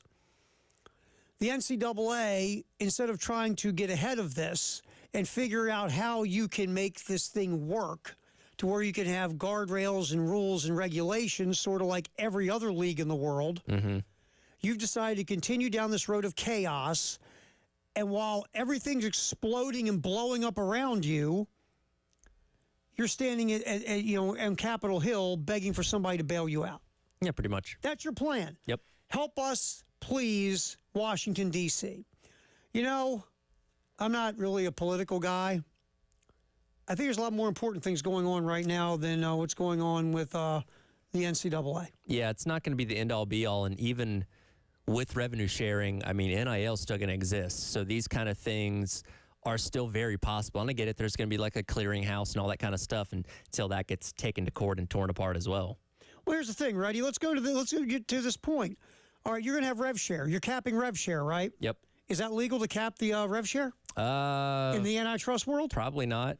Okay, you're going to have this NIL clearinghouse where you're going to clear NIL deals if they're legit or not. Is that legal in the antitrust world? Probably not. You're capping your earning. Yeah, any limiting of earning potential is illegal from what we've learned. You know what would fix all this? Don't say it. Collective bargaining. What would it fix it all though? I guess is the more important question to ask, because we present it as the end all be all, but it may not be. Like, it's a step. Well, what it'll do is this: it will have a binding agreement like the NFL, like Major League Baseball, like the NBA, like the NHL, like, you know, any other unionized entity in sports. Yep. Now, do people try to fight it? Sure they do. Maurice Clarett went after the NFL's collective bargaining agreement years ago. Guess what he lost? You know why? It was a collective bargaining agreement. Yep. That was a legal binding document between parties. You can try to go at it, and sure, lawyers will try, because you know what? I fully would expect that if the NCAA or whoever tried to put together some kind of collectively bargained agreement, it would get screwed up. Mm-hmm. And then they would open up enough loopholes to end up in court. But if you do it correctly, and all parties are agreeing, and you sign this document, then that document goes into law. And again, you're going to have to redo it every 5 years, because guess what? Cycling players in and out. Yep. You have to redo it all the time. I get why they don't want to do it. I get why it's very difficult. But the only thing that's going to stop all this is rules. And every time you make a rule for the NCAA, where do you end up? Usually in court. And what do, Tyler? Usually lose. Yes. So this route, how's this route working so far? Not great. But the NCAA is to blame for this, because they have no rules and regulations. They're an organization that has zero juice or power or fangs or whatever you want to call it. And so right now, everybody's just out there doing their thing, right? Yeah, pretty much. How's that going? And that's why this ended up being this, because if you had rules and regulations in place, none of this would be happening, because you would have rules and regulations for it, Tyler. Mm-hmm. And the other part of this is, you know, when you see what's going on with Tennessee with Nico, this is not the end. This might just be the beginning of some of this. I mean, it didn't work for Nico, but let's say he goes somewhere else and he gets what he wants. Does that open the door? Probably. I mean, let's face it. If one guy goes out there and makes this work, where he's trying to leverage right before the transfer portal opens, and he leverages his way out, and he does get more money than he's getting at his school, you think he's going to be the only guy to try it? No, absolutely not. And I saw that NACOS was reporting over the weekend that there's a lot of schools out there outside of the SEC that are probably going to have to step up their own payments to quarterbacks to prevent them from going to Tennessee and filling his void. So there's ripple effect here. Sure, because you know, like we said earlier, and we were only half kidding, Tennessee's out there tampering right now looking for a quarterback. Yeah. So it's just the way this thing goes, and it'll continue to go this route. And, you know, it's good for us. It gives us something to talk about. Of course. We just killed an hour. Yeah. No, it's the headline of the weekend across all of college football, and it's probably going to be the first of many. Mm-hmm. Again, he's kind of really coming out of high school, he's one of the poster childs for how extreme this era has gotten, because he got paid essentially $8 million, guaranteed over 4 years, to come to Tennessee without proving himself at the college level. Mm-hmm. And again, we're seeing the same thing with Bryce Underwood at Michigan, where he's being paid $3-4 million, whatever it is, and he hasn't taken a snap yet. And they could be in this exact same situation themselves a year from now. Sure. I mean, this is unfortunately the way this thing is going, and it's going to continue to go this way, because there's no rules and regulations and guardrails, and the NCAA just stands back and goes, here's what you wanted. Yep. Well, you got it. And I think the thing that, and you hear this from fans, it's fine, everybody has their own opinion, I don't tell anybody how to think. Everybody goes, well, You wanted these kids to get paid. Here's what you get. No, I didn't stand up and go to court. I wasn't a lawyer. I wasn't being represented by anybody. What the NCAA was doing was illegal. Mm-hmm. Yep. And there was this place called the Supreme Court, who, by the way, those guys can't agree on anything. You know what they agreed on? The NCAA was breaking antitrust laws, 9-0. That they've been breaking the law for over 100 years. And so it's not anybody but the Supreme Court who said what the NCAA has been doing is illegal because they've been breaking antitrust laws. So this is the American judicial system said what the NCAA was doing they can't do anymore. Yep. Pretty much. So this wasn't some kind of voodoo done by players and player representatives and college kids to get paid. This was the Supreme Court saying you can't suppress the kids' opportunity to cash on their name, image, and likeness. You can't cap their earnings. Yep. So that's just the reality. Because, think about it for a minute, Tyler. My daughter's a junior at University of Colorado. Mm-hmm. You know what she does? She has scholarships. Yep. You know what she also does? What's that? She works and makes money. She works for the university as a tutor. She works at a restaurant. And then she also works, are you ready for this? A place that bakes pastries for dogs. Is that a real thing? It's a real thing. But she works. And guess what? She's not breaking the NCAA rules. No, she's not. Well, she doesn't. She's not underneath the NCAA, but she's still not breaking any rules. No, she's not breaking rules because you know what? She can, like any college student, she can work and make money. Yep. Except in the old rules, who? Players. Yeah. So that's the point. They are student athletes. Yeah, they get scholarships, but other kids get scholarships. I wish my daughter and my son both got a scholarship like a football player. That'd save you some money. Good God, what a saving. I've stopped. By the way, how many schools have you visited for your son now? 704. It's insane. Like we just visited Marist in upstate New York. Yep. They have this thing called the Marist Poll. And it's nationwide. And you know what they do? They bring students in to work on the Marist Poll. Mm-hmm. And you know what they do? They pay the students. As most jobs do. That's the point here is just because you're playing college football or college basketball or college whatever and you're under scholarship, a lot of kids who are under scholarship also have jobs on campus to make themselves a little bit of money. Yep. Or can go work a part-time job when they're not in school. So, again, this is on the NCAA. All right, football, the 1 o'clock hour, sponsored by Atlantic Windows and Doors. We started this Thursday, so I wasn't here Friday. Going into what I love, it's called The Beast, the draft guide put out by Dane Brugler of The Athletic. We're going to give you T.J. Sanders' draft profile, according to the Scouting World. That is next here on the Halftime Show on The Game. 107.5 The Game in Columbia, 100.5 The Game in Florence, and 100.3 The Game in Myrtle Beach. The Game Network.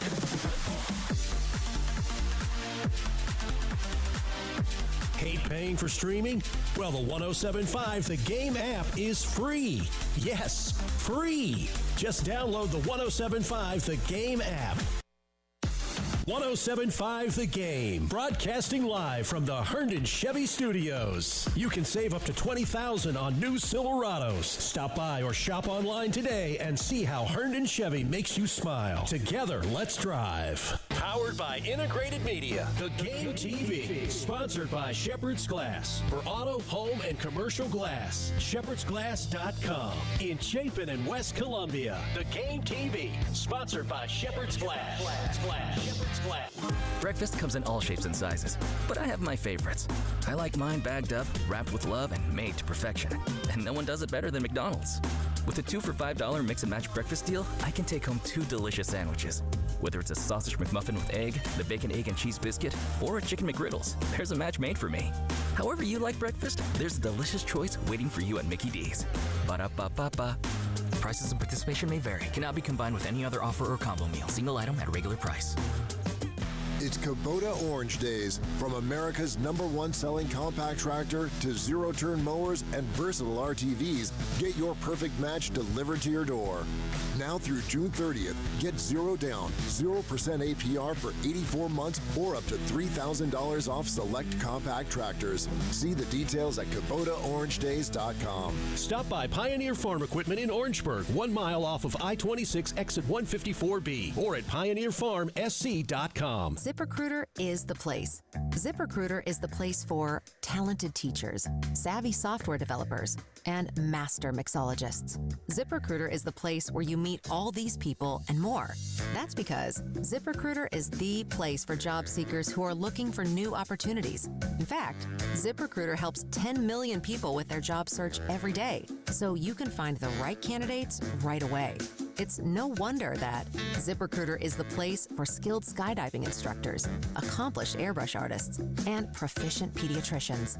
But if you're not using ZipRecruiter to hire, you're missing out. ZipRecruiter is the place that's so confident it can make your hiring easier that it lets you try it for free at ZipRecruiter.com/radio. So if you want the right candidates for all your roles, ZipRecruiter is the place to go. Try it for free at ZipRecruiter.com/radio. That's ZipRecruiter.com/radio. Never miss out on great candidates with ZipRecruiter. Hey Gamecocks, Ben Cato, third generation owner of Cato's Power Equipment, with some great news for anyone looking to add some new lawn equipment to their garage or trailer. Just in time for spring, we've got awesome financing options that let you spread your Steel, Toro, or Gravely equipment purchase out over 3, 4, or even 5 years with no interest.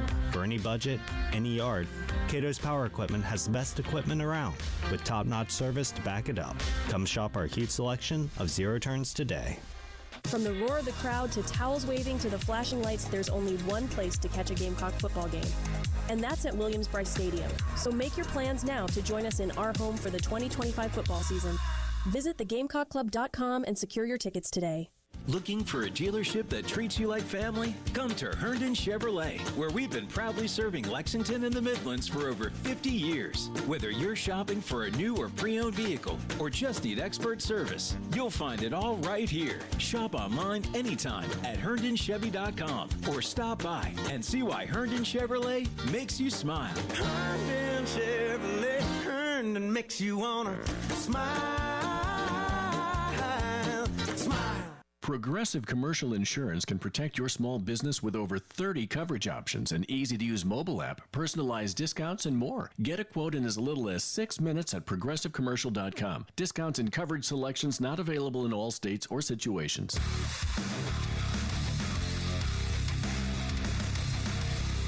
Everybody loves streaming till you have to pay for it. Just download the 107.5 The Game app and stream us for free.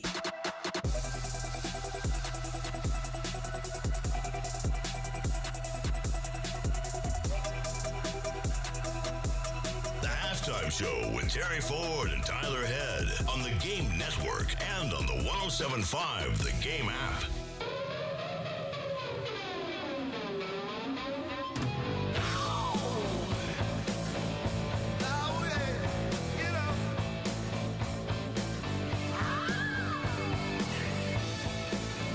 Football, and a lot of football, and more football in the 1 o'clock hour, sponsored by Atlantic Windows and Doors here on the Game. Terry Ford, Tyler Head, appreciate you hanging out with us. If you're on hold, we're going to get to you. 803-404-6100. Don't go anywhere. Real quick, though, as we're going through the draft profiles. Yep.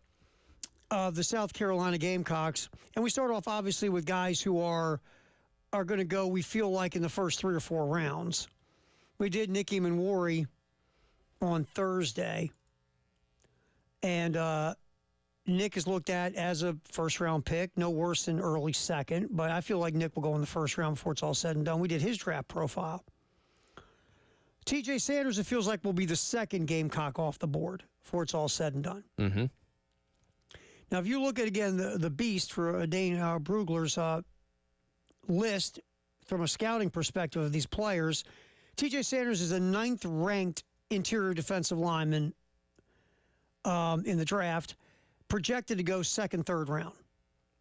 Now, real quick, Dane and the scouting crew, his strengths, very light on his feet, moves well laterally, very fluid off blocks, closes well. I always love this one. Flashes violence in his hands. Is he carrying a knife? He flashes violence. Flashes violence in his hands to shed blockers and make stops at the line of scrimmage. He can push a pocket when he creates downhill momentum. More physical at the point of attack than expected for his size. Covers ground from backside. Has a consistent motor. Good pass rusher with room to grow. That's the strengths for T.J. Sanders. The weaknesses, lacks desired mass. He's just not a big dude, right? You see some of these interior defensive linemen in the NFL. He's catch a carton over 3 bills. T.J. Sanders is not that big. Savvy blockers will use Sanders' aggressiveness against him. Basically, you can okey-doke and move him. If he's aggressive, you can just kind of move him one out of the way. You can run certain plays to take advantage of his aggressiveness. So he's over-aggressive at times. Yep. Inconsistent, resisting pressure on angle, down blocks, and can get caught out of position at times. So he can get down blocked, he can get caught out of position. Again, probably going back to the aggressiveness. He gets caught leaning on blocks at times. And he can do a better job countering once pads become elevated and his first move gets stopped. So basically, does he have some weaknesses to work on? Sure. There are a lot of strengths with Sanders, and because he can rush the passer from the interior, that's a value. Right. All these other things, the strengths and the weaknesses, again, you can work on some of the weaknesses. Some of these things he won't be able to work on. They're just going to be weaknesses. But when you can rush the passer like T.J. Sanders can from the interior, that's going to get you drafted in the first 3 rounds. And if you can do it, you know what it's going to do? It's going to get you paid a lot of money in the NFL. And it's going to keep you around. Yep. Even if he's a rotational defensive lineman, because let's say because he's not the biggest dude in the world, he can't go out there and play every snap. Let's say you use him in pass rush situations. That's going to keep you around. It's going to keep you around, man. Stay healthy. Mm-hmm. So basically, that's the scouting skinny on T.J. Sanders. Again, the projection is 2nd or 3rd round. All right, we'll talk a lot of football in the 1 o'clock hour, sponsored by Atlantic Windows and Doors, 803-404-6100. Let's get our buddy Tim in here. Tim, we appreciate your patience, my man. You're on the halftime show in the game. What's up, pal? How you doing, man? I ain't talked to y'all in a while. I know. You've been good? You've been good? Yeah, I had shoulder surgery. I messed myself up. I tore my shoulder up, about everything tear up in there. I fell.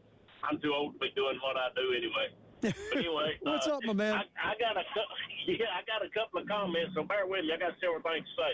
First off, on Nico, I've told y'all before, I'm a lifelong Tennessee fan, but I married a Gamecock 38 years ago, and I pulled for them, till they play in Tennessee, and then it's interesting in my house. But when Tennessee did what they did with Nico, I told my 14-year-old they screwing up. I told all my youngins they messing up. They ought to have done it. Because I would swap 5 Nicos for 1 Lenore Sellers. Now, that's a fact. I told my boy when they got him, I said, he ain't going to make it. I mean, he can't hold up. He's built like a tomato steak. I ain't liked him from day one. I ain't never liked him. But I got a question. Sure. Let me ask this question. Everything SMU was doing way back yonder, I'm old enough to remember everything, everything SMU was doing way back there when they got the death penalty is legal now. Mm-hmm. Yep. Can they go back and sue the NCAA for the money they lost? That's a very interesting. When they get the death penalty, think about how many millions they lost. I mean, they was the daddy rabbit. Oh, yeah. I mean, Tim, that's a great question. Always good hearing from you, man. I hope your shoulder gets better, boss. That's a very interesting question. Because SMU, have you ever seen 30 for 30? I have. That was a great one. Phenomenal 30 for 30. I remember, was it a Camaro or Trans Am that Eric Dickerson had? Trans Am, yeah. And what do you say? He got it working at McDonald's, or his mom got it working somewhere or whatever. So, yeah, I mean, Tim has a good point. All that stuff's legal now. And we are, all of a sudden Reggie Bush gets his Heisman back. Why? Because everything's legal now. Yep. So if I'm those guys back then, and there are some older players who are suing the NCAA, if I do believe. Yeah, for essentially the back pay of what they would have made. If they had NIL, because they were being denied NIL by the NCAA because their antitrust laws were being broken back then. Think about what the Tebows and the Cam Newtons and Johnny Manziel's could have made if this was legal back then. I mean, I'll give you one, because I remember his 30 for 30. Marcus Dupree at Oklahoma. Mm-hmm. Was a phenomenon in his short time at Oklahoma. Going back to the Pony Express, Eric Dickerson, Chris James, I mean, those guys they all could have made some serious dough. Craig James, not Chris James, the guy I worked with in radio. Craig James and Eric Dickerson would have made a ton of money with the Pony Express. So, yeah, if I'm someone who played back in the day, I'm absolutely suing these guys for breaking antitrust laws when I was in school, so I couldn't, leverage my name, image, and likeness. So to your point, Tim, yeah, if those SMU guys are smart, they're part of a lawsuit somewhere to see if they can get the money that they lost from not being able to hit their name, image, and likeness.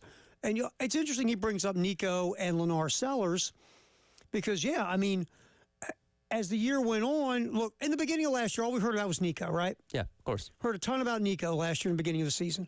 You didn't hear much smoke on Lennar Sellers at all. No, and Nico had started the bowl game the year prior, so you at least had a full game sample size, and hey, he looked good in that game. In the bowl game. Sure. So as the year went along, though, and you saw Lennar's getting better. You saw DJ Lagway start to get better and play efficiently. And Nico, as the year went along, played worse. And look, you can cherry pick stats if you want. We did have someone on the text line bring up Nico's quarterback rating against SEC opponents, which I did the math or pulled all the numbers. He was 7th. So kind of right there in the middle. Peyton Thorne was ahead of him in the top 5, by the way. Nobody's going to say Peyton Thorne's a top 5 quarterback in the SEC. What do your eyes tell you? And what do the results on the field in terms of the quarterback contributing tell you in terms of what his value to that team was?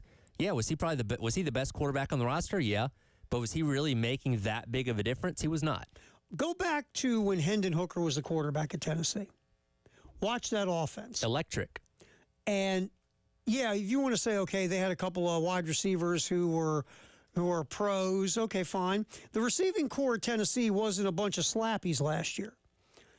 Nico, if you look at stats in conference play, besides the stat you just brought up, passing efficiency, QBR, whatever, he was like 6th or 7th. Every other stat, he was below average. Yeah. He wasn't at the bottom, but he was below average. So our point is, if you take a lot of stats and you throw them up on a table, and 1 or 2 stats are average, and the rest of them are below average, you're asking me for more money? Please, come on. That's the point. That's the point. And again, you can argue on the text line all day that we're wrong. That's fine. Well, Tennessee had the final decision. Did they pay him? Nope. They'd rather move on with 2 guys who have no experience, hardly at all, than deal with Nico and give him more money. But if Nico was the top quarterback in the SEC or one of the top 3 quarterbacks in the SEC, we wouldn't be talking about this because you know who would have gotten paid? Nico. Yeah. It's just the way this goes. All right, other coaches, Brian Kelly had some comments about this, as did Mario Cristobal. Was very blunt in his assessment of this situation. We'll hear what Brian Kelly and Mario Cristobal had to say. That's coming up next as we talk nothing but football in the 1 o'clock hour, sponsored by Atlantic Windows and Doors. Halftime show here on The Game. 107.5 The Game in Columbia, 100.5 The Game in Florence, and 100.3 The Game in Myrtle Beach. The Game Network. Listen to Gamecocks baseball on The Game. And if a Gamecocks batter hits a grand slam, you could win cash. You could win cash. You could win cash. You could win cash in the Palmetto Citizens Federal Credit Union Grand Slam giveaway. Go to 1075thegame.com and register. Brought to you by Palmetto Citizens Federal Credit Union and The Game. Join the Lexington Medical Center Foundation on Friday, April 25th for the McDaniels Golf Classic, presented by McDaniels Auto Group, an all-inclusive day of golf at Fort Jackson Golf Club with catered dining, beer carts, hospitality tents, games, and prizes. Proceeds benefit the McDaniels Pucci Cancer Fund and support programs and services at Lexington Medical Cancer Center, from diagnosis to survivorship. Golf teams and sponsorship opportunities are available at McDanielsGolfClassic.com. Hey, this is Jen Jensen for CHW Cabinetry. My family is using CHW Cabinetry, and they are fantastic to work with. They make sure you're satisfied with every step of the process. Not only do their photorealistic renderings show exactly what your new space will look like, their job site guarantees everyone is on the same page, literally. Experience the CHW difference for yourself. Go to chwcabinetry.com to see more, or call them at 803-520-6837, and be sure to tell them Jen Jensen sent you. CHW Cabinetry, passion from inspiration to installation. The season rolls rolls on at Love Chevrolet, where the inventory is overflowing and the deals are in full bloom. Rev up your spring with Love's exclusive specials on Suburbans, Tahoes, Silverados, the entire lineup of award-winning Chevys on the lot now and ready to go. Spring-tacular savings at Love Chevrolet. We're talking the best selection of new Chevys, the lowest price, guaranteed. In fact, they'll beat any competitor's price or give you $1,000. The other dealers upsell, overcharge, and will say most anything to get the sale. At Love Chevrolet, satisfied customers do all the talking, and they say things like helpful, honest, and fun. Your trusted hometown Chevy dealer since 1961, Love Chevrolet. I-26 at Harbison and at lovechevy.com. Together, let's drive. That's the power of love. Love Chevy. Hey, this is Ray and Nathan with Pope Davis Tire and Automotive. Spring is in the air, which means it's allergy season. Pope Davis sells only hypoallergenic tires made without any pollen or cat hair. Now available gluten and dairy free. And until April 30th, get up to an $80 rebate on select General Car tires. Or a $160 rebate with your Continental Synchrony card. We'll even throw in some tissues. I mean, they look clean. Finding the right tire at the right price for over 45 years. At PopeDavisTire.com. Powered by Integrated Media. The Game TV. Sponsored by Shepherd's Glass. For auto, home, and commercial glass. ShepherdsGlass.com. In Chapin and West Columbia. The Game TV. Sponsored by Shepherd's Glass. Shepherd's Glass. And now a Progressive ad brought to you by Progressive Insurance. Drivers who switch to Progressive could save big with Progressive. This has been a Progressive ad from Progressive. See if you could save at 1-800-PROGRESSIVE or Progressive.com. It's Kubota Orange Days. From America's #1 selling compact tractor to zero-turn mowers and versatile RTVs, get your perfect match delivered to your door. Now through June 30th, get 0 down, 0% APR for 84 months or up to $3,000 off select compact tractors. See the details at KubotaOrangeDays.com. Stop by Pioneer Farm Equipment in Orangeburg, 1 mile off of I-26 exit 154B, or at PioneerFarmSC.com.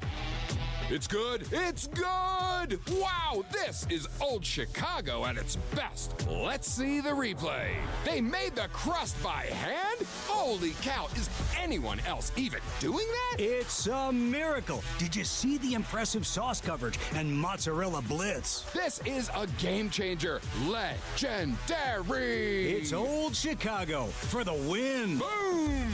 Old Chicago, raising the bar on pizza. Clean the spring pollen and allergens out of your home the easy way with Zero Risk Air Duct Experts. Mention me, Bill Gunner, at 107.5 The Game and get $50 off your next air duct cleaning. Just use promo code AIR50 when scheduling online at ZeroRiskColumbia.com.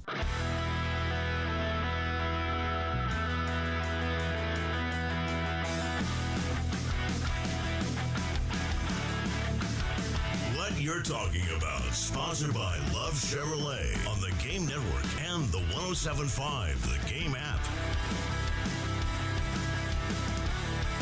We talk a ton of football is what we're yapping about here on the Game. Terry Ford, Tyler Head, David Dare, and we've been talking a ton about this Nico situation at Tennessee. Well, now the ex-quarterback at Tennessee. And, you know, there's a couple major thoughts that I've had on the show is, A, if you are middle of the road, middle of the pack, and you come in and ask me for more money when I've already paid you to be better than middle of the pack, and now you want me to give you more money? No, I'm not. We compare it to any business. If some middle of the pack employee who you're already paying money to be better than middle of the pack isn't producing at the level that you gave him money for in the first place, now he comes back asking you for more money. Mm-hmm. No, I'm not giving it to you. Kick rocks. And two, really what's going on here is because there's no rules in place or regulations or guardrails, and you have the wild, wild west, this is what happens. This goes to the NCAA. Again, a lack of leadership and a lack of vision. And we'll get into that because we have a text that pushes back on that. Our text of the hour, we'll get to at 803-404-6100 here in just a little bit. But that's the two major thoughts of this thing to me, Tyler, is A, don't be a mid and come ask for above mid dough. Sure. especially when I've already paid you to be better than a mid. And two, there's just, again, bad leadership that does not have rules, so you can just do all this stuff without any... There's consequence in the professional ranks for doing this type of thing. It's called, we take your money. But in college, now you can just jump in the portal and leave and go wherever because, again, there's just no rules and regulations, any of this stuff. And the portal thing's screwy, too. The whole thing's just craziness. All right, a couple coaches talked about this yesterday, Dave. Let's start off with Cut 10. Brian Kelly talking about Nico, the fact this isn't the end of this kind of situation. Well, I think we're in this period of adjustment, right? I mean, I think, we've got a settlement that is in the throes of being decided. The House settlement is coming close. That will, bring us most likely some form of revenue sharing. I think there's changes coming in NIL. I think this is the first version of corrections, maybe. I think that we're going to see a lot of this. This was a new world, and I think we're going to navigate it the best that we can. But I think that there's going to be other situations that come, and we're just going to have to, do the best we can. I think there's going to be better information out there that will allow people to look at comps for positions and say, that makes sense, that doesn't make sense, and it'll allow us to navigate this a lot more reasonably moving forward, for good or bad. And people can make decisions. If you want to pay X, then that's what you can do. But I think this is the natural course that would happen when there weren't many guidelines out there. Well, yeah, I mean, look, here's the other part of this. How do you know the comps? You hear stuff, right? Mm-hmm. I mean, we hear what, your boy Carson Beck got in Miami. Right. Have we seen the official documentation of what Carson Beck got? Is there, any kind of, because again, when you sign a contract in professional sports, we hear about all the numbers, right? Right. In college, they're purposely hiding all this stuff, and I get it because, like, we talked about what happened, in college basketball, where you have people found out about players' NIL numbers, and if this player wasn't playing to the level that he should have, or the team wasn't as good, Kansas State is the program we're talking about. The kid got destroyed, so they're trying to hide these numbers, and part of it is protection for the player, but also you don't want people to know what you're actually spending, right? There's a reason you're hiding it, and as part of it is that you don't want people to know what you're spending for your own selfish purpose, so you can't get criticized either, right? Right. But if it's transparent, then everybody knows what's going on, right? And you can't have a Rashada situation like you had at Florida, and everybody knows what's up, and then everybody knows the comps. Like, let's just make up a number. Let's say Carson Beck did get $3 million to go to Miami. And Carson Beck threw interceptions all over the field. Yep. So now that does lift what other guys are going to get, because other guys are going to go, hell, I was better than him. I want more than $3 million. Right. But then would Miami offer Carson Beck $3 million in this market if everybody knew what everybody's making? If the market was fair, then he probably wouldn't fetch that much money initially. That's my point here. There's no market. There's no comps, because all these things are rumors. That's another problem. All right, let's get Mario Cristobal is great. Mario Cristobal just lets it loose. Let's get to cut 11 real quick of the Miami head coach. We're not going to do that at Miami, and I say that without any hesitation. If anyone's thinking that, and they could be the best player in the world, if they want to play holdout, they might as well play get out. We don't want to do that. We don't want Miami to become that. Too many guys have sweated, bled, have laid on the line on that field to ever become that kind of a program. Okay. If you want to play holdout, you just better get out. Let me throw this one at you real quick. What if Cam Ward pulled this? I was going to ask that same question. Depends on what he was asking for. Mm-hmm. What if Cam Ward wanted more than Carson Beck? Let's say Carson Beck went somewhere else and got that money. Yeah. And then Cam Ward pulled what Nico pulled. Could make a solid argument. Cam Ward probably would have gotten what he wanted. Yeah, you know why? Because Cam Ward's balling out. Better quarterback, right. And the production was there, and he was a big reason why Miami had the success they had a year ago. And my scenario is, let's say Cam Ward had another year of eligibility before he went to the NFL. And Cam Ward had the year he had this past year and he won a Heisman. Let's just make up the whole thing. And then Cam Ward finds out the market, right, of what someone else is getting, and he wants more. So he pulls the leverage play that Nico just pulled. I think Cam Ward gets his money. Yeah, probably Again, so. if you're Mario Cristobal, you can puff your chest out all you want, but if you got a player who's high level and they basically play the leverage game on you like this right before the portal opens, and he's a real upper level player, you're going to pay him. Probably. Or you're going to get ahead of it to where this doesn't happen to you. Mm-hmm. Like, to South Carolina's credit, Lennar Sellers, Dylan Stewart, this stuff got handled. Yeah, they got ahead of it. And so none of this stuff even got to this point of being able to roll that leverage game because South Carolina, to their credit, took care of the two highest profile guys. Yep. So, nice work. Nice work. So, that's a couple of thoughts from coaches. Kind of lost in this is this settlement that still hasn't been settled, right? Right, that we potentially thought could have gotten buttoned up a week ago. It didn't.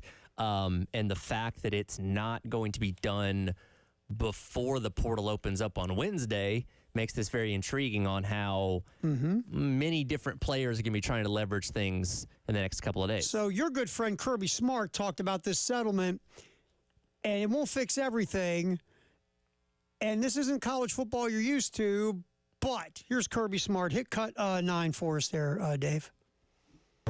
The house settlement is what it is. Like, it's not like she's going to go in and say, well, I'm going to change this, and I'm going to do this, and everything's going to be fixed. It's not like that. I mean, it's already set. It's set what it is. Now, could she make some changes? Possibly, but I'm not educated enough to comment on that, okay? That's not going to fix everything. Everybody thinks, well, that's just going to fix it.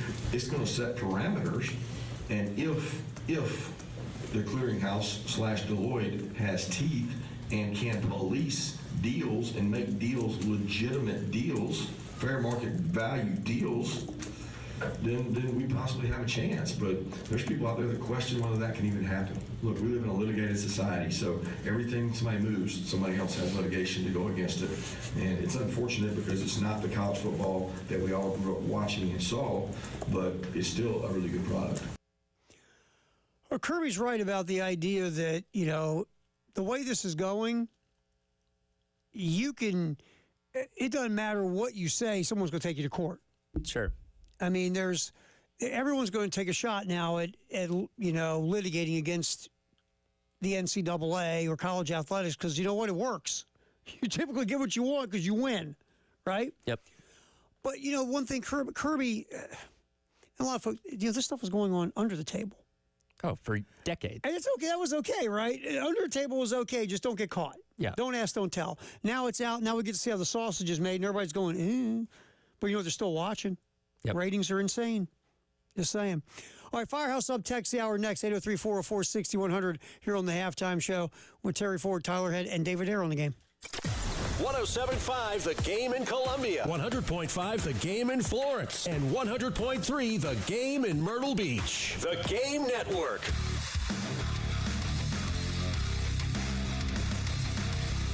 Everybody loves streaming till you have to pay for it. Just download the 107.5 The Game app and stream us for free. This is Andrew Perloff with a Sports Minute sponsored by AutoZone. Get in the zone, AutoZone. The Vegas odds say the Los Angeles Lakers are the biggest threat to #1 seed OKC in the West. You might say the Thunder and a few other teams are better on paper than LA. LeBron James is 40 and Luka Doncic is still learning about his teammates. But to knock out those guys who've had this much success in the postseason, that seems like a challenge no team, not even the top seeds, really want to deal with. I'm Andrew Perloff.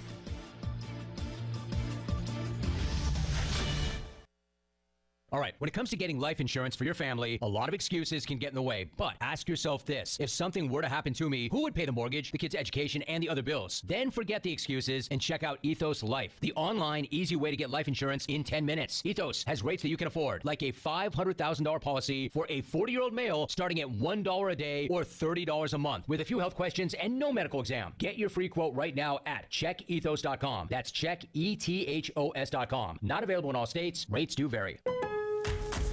Springfest at Lowe's means can't miss savings for your home and lawn. Right now, buy 3 bags, get 3 free on Miracle-Gro 3/4 cubic foot all-purpose garden soil. Plus, buy 2, get 1 free on select exterior paint and stain via mail-in rebate. Lowe's, we help, you save. Valid through 4/16, excludes Alaska and Hawaii. While supplies last, selection varies by location. See rebate form for complete list of eligible products. Offer excludes clearance and mistints and can't be combined with any other offer, promotion, discount, or coupon. Find what you love what you find. A Total Wine and More. There's so much waiting for you. Spirits and beer, thousands of wines. Only at Total Wine and More. Drink responsibly. Be 21. It's time to find appliances that fit your needs and your style at the Home Depot. Shop Spring Black Friday savings and get up to 35% off select appliances like GE Profile, plus free delivery. From all-in-one washer-dryer combos that can wash and dry a full load in under 2 hours to feature-loaded refrigerators with built-in autofill water pitchers, GE Profile has appliances made to simplify your life and elevate your home. Shop Spring Black Friday savings on top brand appliances and get free delivery happening now at the Home Depot. Free delivery on appliance purchases of $396 or more. Offer valid April 3rd through April 23rd. U.S. only. See store online for details. Find what you love what you find. A Total Wine and More. There's so much waiting for you. Spirits and beer, thousands of wines. Only at Total Wine and More. Drink responsibly. Be 21. Progressive knows when you own a boat or RV, it's like you're automatically on vacation, even if you're actually a marriage counselor in the middle of couples therapy. But in your mind, you're camping in Acadia, puttering around Frenchman Bay. Your boat and RV are both protected. You're lobster drenched in butter and... Uh-oh, did your clients just notice you weren't listening? Quick, do the thing where you just repeat back exactly what they said but as a question. They bought it. Now back to Maine, earning an automatic discount bundling your boat or RV with your home or auto. Progressive Casualty Insurance Company affiliates and other insurers. Not available in all states or situations. What up, fellow Gen Xers? Elizabeth Banks here. As the original Latchkey kids, we took things into our own hands, like house keys and video game controllers. And now it's time for us to do it again, because the recommended age to get vaccinated against pneumococcal pneumonia has been lowered to 50 and older, even if you're healthy. We're at over 6 times greater risk compared to adults under 50. So go to vaxassist.com and schedule. Gen X, this is our shot. Sponsored by Pfizer. Now, on the Halftime Show, it's time for our Firehouse Subs Text of the Hour on the Game Network and on the 107.5 The Game app.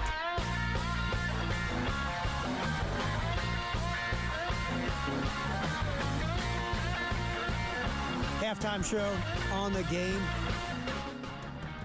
Firehouse Subtext the Hour. I'll paraphrase this one as Tyler will get back in here. Basically, we had a texter saying, guys, you're blaming the NCAA for this. Well, basically, you're wrong. This is just about a mediocre player going in to try to get more money and leverage what he didn't have leverage in.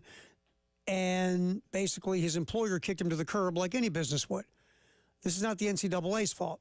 Well, we agree with you what this is, and if you haven't been listening, we've said this multiple times. This is like a mid-level employee who was paid to be better than a mid-level employee after being a mid-level employee for a year, coming in asking for more money even though he hasn't achieved what his original deal was. So we agree with that with you, texter, but here's why I say this is the NCAA's fault. If you have rules and regulations, like let's take when Nico wants more money. In the NFL, if you hold out for more money, it's simple. You don't go, and I'm all for NFL players holding out because none of the contracts are guaranteed. You want to hold out? Fine. That's fine. You get fined every day. You're out. That's the way it works. And sometimes if you come back and a new agreement is set up, the team might forgive your fine or take the fine amount and give it to charity or whatever. But there are rules and regulations. It's called being fined. You will be fined by the team. And by the way, if you want to hold out for more money, you just can't jump in a portal and leave and go to another team. Because there's rules against that. And there's regulations. Again, they're ready? Say it with me. Collectively bargained. So that's my point why the NCAA, this is their fault, because they have not put together rules and regulations or collectively bargained rules and regulations with all the entities involved in college athletics. You can't, in the NFL, hold out and say, well, you know what? Either give me my money or I'm going to another team. Because you got rules. Yeah. And you can read the exact text. I paraphrased it, so go ahead. Yeah, so, and I responded in a similar way to that first text. And by the way, I appreciate texters that want to go back and forth with it. But he brings up, this is the further point that he brings up after this, and it says, were the conferences calling for parameters? Universities, no, they were all getting money. I promise you, if all the conferences commissioners got together and went to the NCAA and demanded a CBA, it would have been done. The SEC and the Big Ten had their TV deals and were making more than anyone. You're saying they wanted to make a deal to even the playing field. No, it's not to even the playing field. No, you're mistaken. No one wants to even the playing field. No, everybody wants their own advantage, and I don't disagree with you that they were making money hand over fist. Again, it's a legal matter. This should not have been happening this entire time. This should have been 100 years ago, setting guidelines in place where they still could have made their money, but that money would have trickled down to the players this entire time. There were people within the NCAA that were telling the NCAA this all was coming. Yes. And they need to get ahead of it. You know what they did to those guys? Fired them. Yeah. Because they didn't want to hear it. And Texter, to your point, Major League Baseball has a collective bargaining agreement. Is Major League Baseball a level playing field? No. There is no salary cap and no salary floor in Major League Baseball, but there is a collective bargaining agreement. With the CBA, the SEC and the Big Ten would still be the best two conferences making more money than everybody else. So that doesn't have anything to do with negating their earnings. No. It's creating a proper channel to flow the money to the players who, again, legally are entitled to it. Right, and Major League Baseball, again, if you hold out in Major League Baseball, you get fined. Yeah. And if you just can't go to another team.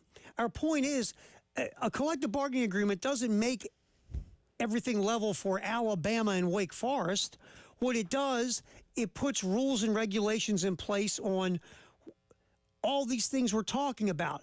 You know, you set real transfer portal where you probably would, in a perfect world, you'd have one. Yep. And that would be it.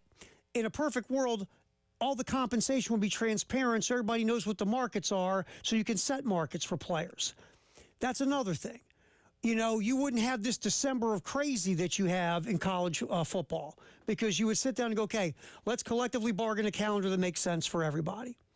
All these things would be bargained to where you're setting up guidelines and you know, guardrails for your sport, like baseball, like Major League Baseball and the NBA and the NFL and the NHL and all these kind of things. It's called agreeing to rules. Not everybody's going to be happy with everything. It's a give and take. Sure. The perfect CBA, everybody walks away mad. Yeah, to a degree. Everybody walks away not because they don't get everything they want.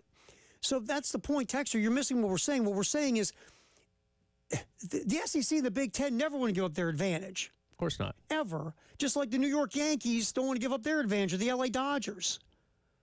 But they still have rules and regulations in that sport. They just don't involve having a level playing field. Yeah. That's what we're trying to say.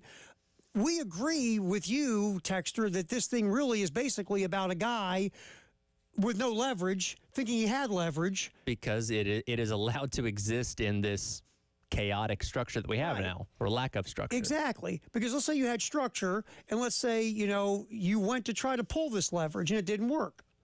Okay, so there's a collectively bargained action for this. Yeah, for one, he's probably not trying to pull this because there's penalties, or there is a market where he can understand where he stands in that market and what he can typically ask for. Or is there some kind of negotiating window that you have to pull this type of thing to see what you can get, or whatever the case. That's what we're trying to say. We appreciate look, we got an interesting text line today, back and forth, agreeing, disagreeing, whatever. 803-404-6100. We always appreciate the back and forth. Thank you very much. Yeah, listen, everybody's entitled to their own opinion. Yeah, and that's what makes this fun. So feel free, hop on and give us your thoughts. 803-404-6100. What's trending at 2 is next here on the Halftime Show on The Game. 107.5 The Game, broadcasting live from the Herndon Chevy Studios. You can save up to $20,000 on new Silverados. Stop by or shop online today and see how Herndon Chevy makes you smile. Together, let's drive. After being almost $500,000 in tax debt, I was listening to the radio one day and heard a ad for John Ecton Law Firm. So I gave him a call and met with him, and he gave me the confidence to trust him after the reason behind my tax problems anyways was trusting someone I probably should have never trusted. He did everything he said he was going to do and then some. His staff at the office were great, very knowledgeable. With John's help, I have no tax debt now, and I was able to have a family that otherwise I would have never been able to have. It's great to know we have changed people's lives for the better. Hi, this is local attorney John Ecton with the Ecton Law Firm. For over a decade, our office has been dedicated to helping hardworking individuals and businesses solve tax problems for good. So if you have years of unfiled tax returns or are facing IRS wage levies, bank levies, or tax liens, call our office today at 771-9800 or go to EctonLawFirm.com. That's ECTON lawfirm.com. Let's get your tax problem solved for good. Call today. You'll be glad you did. Ever thought about hitting a golf ball in Williams-Brice Stadium? Here's your chance with Upper Deck Golf. Play an epic round of golf inside the stadium from May 8th to 10th. Experience unique golfing by hitting tee shots from the upper deck down to custom greens on the field. Start and end at the Clubhouse Festival with music, beers, food, and golfing challenges. The event is open to all ages, but hurry, because tee times are limited. Visit upperdeckgolf.com for more info. That's upperdeckgolf.com. I can't sleep. What is it now? It's the company. It's chaos. What's chaos now? The numbers, the expenses, the books. What if we get audited? No one's gonna audit you at 3 a.m. Go to sleep. I can't sleep. You could if you used Ramp. Who said that? I don't care because they're right. Go to sleep and sign up for Ramp in the morning, Jerry. Ramp is the corporate card that handles all your tedious financial operations automatically, integrates directly with your ERP, and gives you complete control over every transaction. Ramp gives you everything you need for bulletproof books and a better night's sleep. Wow, that is exactly what my company needs. Yes, and exactly what I also need. Go to sleep, Jerry. Upgrade to Ramp for free today and get $250 at ramp.com/radio. Ramp.com/radio. That's ramp.com/radio. Cards issued by Sutton Bank, members of FDIC. Terms and conditions apply. It's time to get rid of the dust and pollen in your home. The easy way with Zerorez Air Duct Experts. Just picture it. The Zerorez pros come in, the dust, pollen, and allergens go out. Plus, right now, if you mention me, Bill Gunner at 1075 The Game, you get $50 off your next air duct cleaning. $50 off. Use promo code AIR50 when scheduling online at ZerorezColumbia.com today. And ask about Zerorez commercial cleaning too. Zerorez, all they leave is clean. Springtime in Columbia. And if you hate to paint, do what Jean did. She called Rhino Shield. So the house was built in 1952. We had Rhino Shield out about a year and a half ago to paint our house from gray to white. Remember, Rhino Shield's not paint. It's better. My husband had to talk to me a little bit about Rhino Shield because it's something we want to do. But it was a 25-year guarantee. I just didn't know how we could go wrong. Columbia, get the guaranteed protection of Rhino Shield now for 15% off the regular price. We have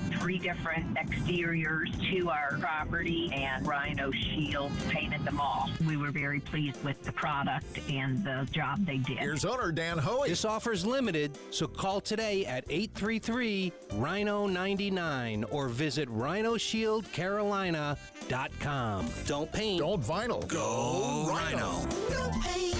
Don't vinyl. Go Rhino Shield. Never paint your house again. Rhino Shield.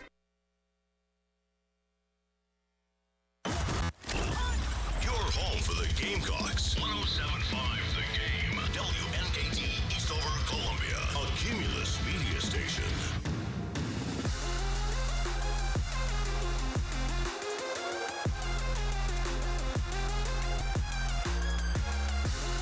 What's trending at 2 on the halftime show, sponsored by Traditions Fine Jewelry and Gamecock Traditions on the Game Network and 107.5 The Game app.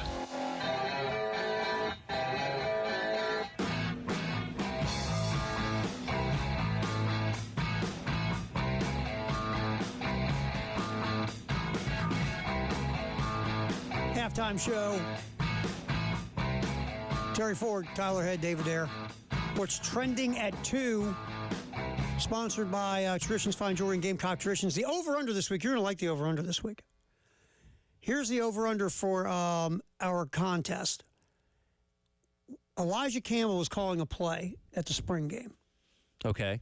How do we work this out? It's good. The over-under is this. Will Elijah Campbell call a pass or a run? You go and pick it. Again, I'm intrigued. How did we pull this off? I will give credit where credit is due. So Elijah was on the air with Jay. Yep.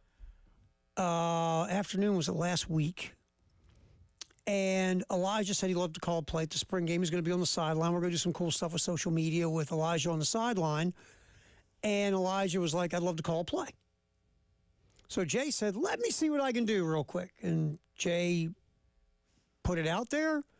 He got back a yes. Elijah's calling a play. All right.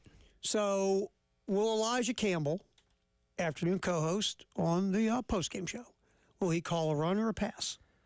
So you just go to 1075thegame.com, click on the contest, and if you pick it correctly, you will be in the pot of folks who got it right, and Gamecock Traditions will pick out a name and they'll win a gift card. So run or pass. I think Elijah will call a pass play because you can get more fancier on the pass play. Sure, yeah, a lot of possibilities there. I think Elijah will go pass play.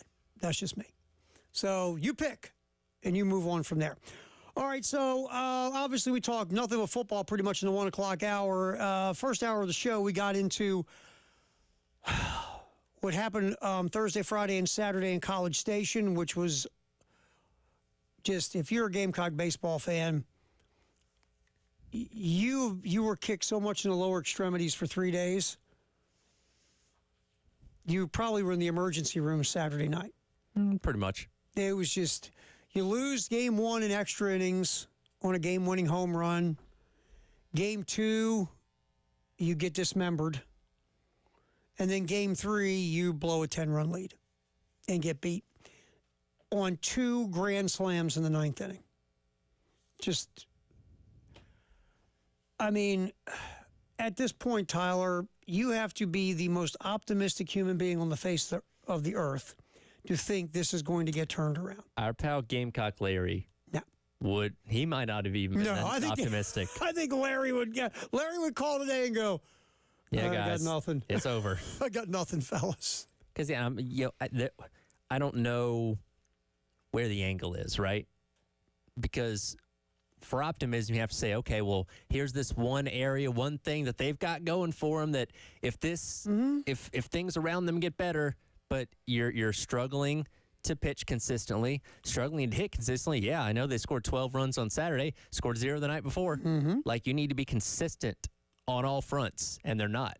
They are just consistent enough to be inconsistent, and they play just well enough to lose.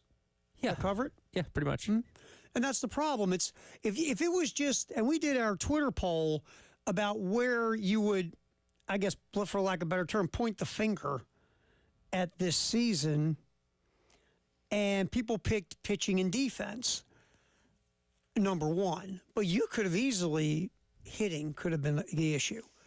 I mean, you can even, if you want to, you could say, well, some of the decisions being made by the coaching staff make me scratch my head. You can't be this bad and have no one take any ownership or blame. Yep. It's everywhere. This thing is just, it's so, I'll be honest with you, Tyler, it reminds me of the men's basketball season. In a lot of ways, especially the inability to close out games, because, again, you can be close, but for whatever reason, you cannot come out on top more often than not. It's the days you hit, you don't pitch. The days you pitch, you don't hit. Every time you make an error or a brain cramp defensively, it bites you in the butt. Every strategic move made by Paul Maneri or a member of the coaching staff seems to backfire. Yeah.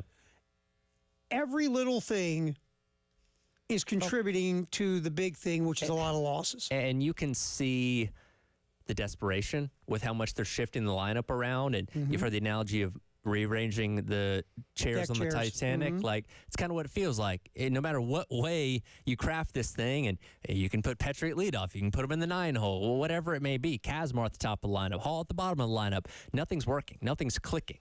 No, and I mean, you moved Nathan Hall from the leadoff spot where he was killing it, move him down the order a little bit because he's one of the 2 guys on the team that's consistently hitting with any power, and that didn't work. I mean, you've shifted people around in the lineup. Some guys have played, some guys haven't. It just seems like nothing you're doing, all the buttons you're pushing aren't working, and then someone will say, why are you pushing so many buttons, dude? Just put 9 guys out there and leave it alone. Yeah. Well, If you had confidence in 9 guys to do it, you probably would. Or if you had 9 guys whose splits were consistent with hitting against lefties and righties and all these other things, maybe you would. But who do you have confidence in to put out there every day besides Ethan Petrie and Nathan Hall? And even Petrie, in big situations, where he can make a huge difference, bases loaded, guys on, with 2 outs, he's striking out. Yeah. So as great as his home runs are, there's been plenty of situations this year that he's blown. And here's the other question, to be fair, is how is Petrie getting pitched? Because I said this before. There is no way on earth I'm giving Ethan Petrie anything to hit. Who's hitting behind him that scares me? Good answer. You're right. I don't know. Matter of fact, you're right. Yeah, by the way, the look on your face was great. It's like, dude, I got nothing for you on that, because you just don't, right? Right. So why am I giving Ethan Petrie anything to hit? So how has his approach at the plate been affected by the fact there's nobody behind him to protect him? This thing is just, it's unreal, man. It just is. And, you get a lead, your bullpen can't hold it. If your starters, how many times have we seen this one, though, Tyler? The starters will give up a bunch of runs, and the bullpen comes in, and they're nails. Yeah, it's either one or the other. It feels like it's insane. And okay, if we want to go back and give credit where it's due, where Paul Mainieri talked about after game number 3, where he thought the pitching was good. Well, I mean, yeah, the starting pitching did fine, but again, when the bullpen comes in, it goes completely sideways. And if not, then you go back to Friday night where you're giving up 4 runs in the first inning. You know what I mean? Like you can't be consistent across the board. On Thursday night, giving up runs there late in the game. I've seen up losing it. So it's just, it is what this team is. There is nothing, they're not going to be able to flip a switch. They're not going to say, hey, the back half of the SEC slate, the final 15 games, they're going to go 10-5 or 12-3. It's just not going to happen. It just, I mean, look, right now, you have to be massively, like, crazy optimistic to think that they're going to go on a run, because they've given you no evidence that they can. They just haven't. They're just, at the end of the day, again, just like the basketball season for the men, they play just well enough to lose. Yes. They just do. All right, let's get a cut from Paul Mainieri, Dave. Let's get cut 3. Coach talking about the offense. It was good enough, and then it wasn't. We were one hit away from clinching it, I think. Yeah. We had the bases loaded and 1 out in the top of the 9th inning and couldn't score. You got to do what it takes, we just came up a little bit short. Yeah, I mean, I get that, and he's correct, obviously, but also you scored 12 runs. Yeah, right? If you score 12 runs in a conference game, usually that should be enough. Yeah, it should be. Or any game, for that matter. That's the thing. Is like you're sitting here, you scored 12 runs, but you need more from your offense because your pitching staff just went all over the place. And you get the bases loaded, you have 1 out, and at that point you're hoping to take advantage of that situation, and you don't. But then again, you shouldn't be in that position to have to worry about it when you put a 12 spot up. But that's the way this season has just gone for this baseball team. That's a series you could have walked away winning 2 out of 3. Instead, you got swept. Yep. In the worst possible way. You lost in extra innings, you blew a 10-run lead, and then you got beat by 17. Oh, what a weekend. What a weekend. And you look at the pitching. I mean, you got Miles Patton, who's a solid starting pitcher for A&M. You knocked him around for 7 runs in 4 innings. Dylan Eskew in his first start, again, he walked 5. He wasn't sharp. He gave up a couple runs. 1 was earned. Evans came in, didn't really do that well. 3 earned runs in 4 innings. And then just the wheels fell off. Between Sweeney and Jones, 10 earned runs in an inning and 2/3. And you scored 12 runs and you lost 15-12. Yep. It's just tough, man. Let's get one more Paul Mainieri in here. Dave, this goes back to Game 2, losing 17-0 to Texas A&M. Here's Coach Mainieri's thoughts on that loss. God, it will be cut 4, Dave. Is there a game here tonight? I don't know. I don't think we really showed up for it. I don't use the word embarrassed very frequently, but tonight was embarrassing for us and for our school. I just can't really put into words what happened tonight. Well, I guess I can. 11 walks and hit batters. 4 hits. It was just they completely dominated us. And it's tough to take, to be honest with you. I haven't been on this side of too many of these in my life, but it wasn't much fun tonight, that's for sure. Can't imagine it was. Yeah, I'm guessing getting whooped 17-0. There's nothing fun there. And you could hear it in Maneri's voice. What's the ride home like if you're driving home by yourself after this stuff? Well, here's my thing. What's the message to the locker room afterwards? Because, look, we've all been on losing teams, and coach has to address you at some point. Hey, guys, we didn't play our best today. Hey, guys, we'll get them next time. Like, what do you say after you get embarrassed like that? And, again, this is the second time you've been run-ruled in conference play. Now, Missouri's been run-ruled like 6 times, so you're not quite there yet, but those kind of things shouldn't happen. Think about this for a minute. And here's the thing, to their credit. And then we saw how it ended up, though. You get just annihilated 17-0 in an SEC game. You bounce back the next day and get up 10 runs. Yep. Think about that for a minute. You just got, you got run over and then back over, right? Yeah. And then you come out the next day, you put it behind you, and you get a 10-run lead, right? Yeah. And then what happens to you? Yeah, then you blow it. And I feel like, again, we're kind of having the same conversations we did about men's basketball where, hey, we were giving them credit like, you're not playing for anything, but dang it, you're playing hard. And you're taking these really good teams down to the wire and putting yourself in position to win, but you can't close the deal. And baseball's doing the exact same thing. It's not for lack of effort and trying. No. They just, for whatever reason, whether it's talent level or whether it's execution on the field, they're just not able to win these games. I think all this stuff goes hand in hand. Talent level, they're not as talented on paper as like A&M. And then you talk about execution. If you were, I guess, better at the game, you execute more consistently, right? Yeah. And it's tough. They're just not, just like the men's basketball team. It's not from effort. It's not from a want to. It's not from being mentally tough. It's just you're not good enough. Now, have they gotten to the point now where they've gotten the yips nobody wants to get up there in a big moment. Nobody wants to take the ball in the big moment. Everybody's in the field going, please God, don't hit it to me. I don't know. But are you now basically getting the shakes when the game's on the line because everything's gone so bad? You have no confidence in yourself or your team. You're doing this. And you and I had this conversation, Tyler. You don't want to get to this point, but are they at this point where they go like this? Here we go again. Yeah. How are we going to blow this one? It sets in. We've all been on bad or losing teams, and you can have that, 5-run lead. You can have a 2-touchdown lead. You can be up by 30 points in halftime of a basketball game, and all you're thinking about is, all right, what's going to go wrong? Who's going to mess up today where we end up losing this thing? You don't try and be that way, but when you suffer through things enough times, it's inevitable that's going to set in. You think about from it, you're up 12-5, right?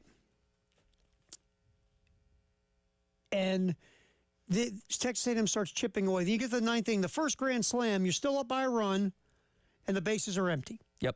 So despite everything you've done, you're still ahead. The bases are empty. Yes. Take a walk, take a breath, get focused back in. You can still finish this thing. Yep. And what happened? Load the bases again, boom. That's the point, right? All right, halftime show. What's trending at 2, sponsored by Traditions Fine Jewelry and Gamecock Traditions. The Malaysia Full Wally happened on Friday. I was not here. I had other things to do. Our thoughts on that situation next on the halftime show. 107.5 The Game in Columbia, 100.5 The Game in Florence, and 100.3 The Game in Myrtle Beach. The Game Network. Listen to Gamecocks baseball on The Game. And if a Gamecocks batter hits a grand slam, you could win cash. You could win cash. You could win cash. You could win cash in the Palmetto Citizens Federal Credit Union Grand Slam giveaway. Go to 1075thegame.com and register. Brought to you by Palmetto Citizens Federal Credit Union and The Game.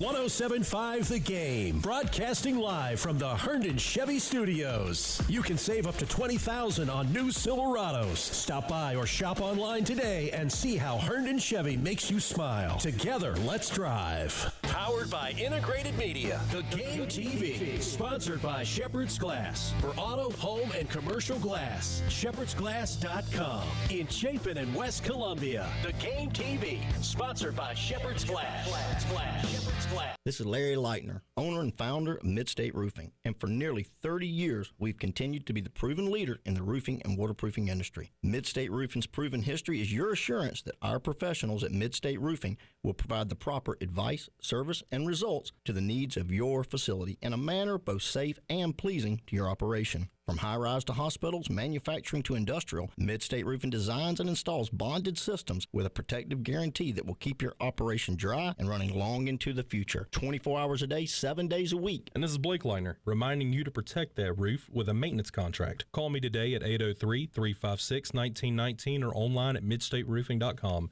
That's midstateroofing.com. You'll speak to an on-call technician after hours or a Midstate Roofing staff member during hours at 803-356-1919 or online at midstateroofing.com. And as always, tell them Midstate Twins. If you have a leak, let Midstate Roofing take a peek.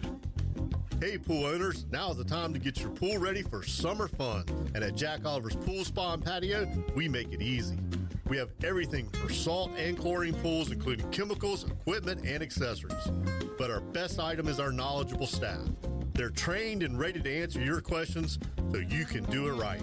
Get your pool ready and keep it sparkling clear and safe all season long with Jack Oliver's Pool Spa and Patio. 3303 Forest Drive at jackoliverpools.com.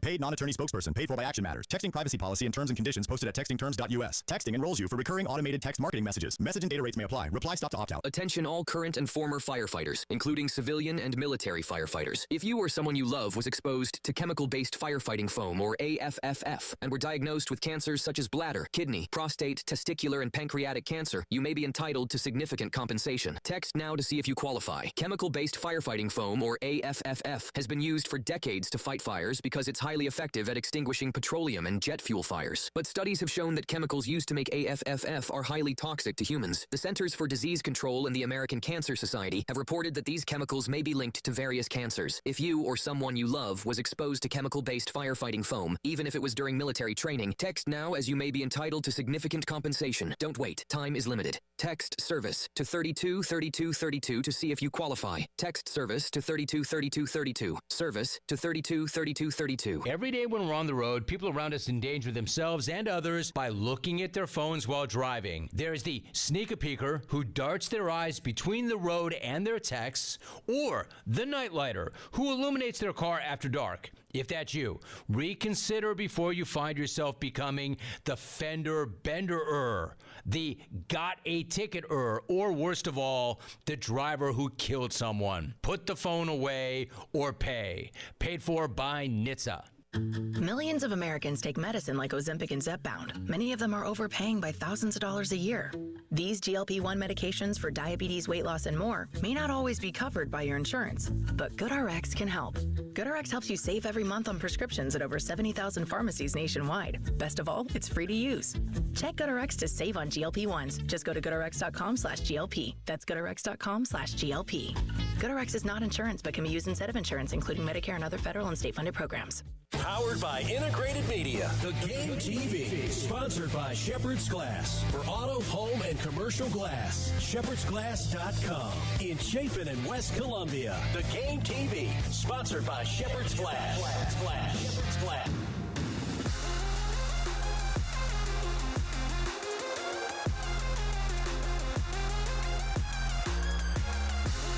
What's trending at 2 on the halftime show, sponsored by Traditions Fine Jewelry and Gamecock Traditions on the Game Network and 107.5, the Game app.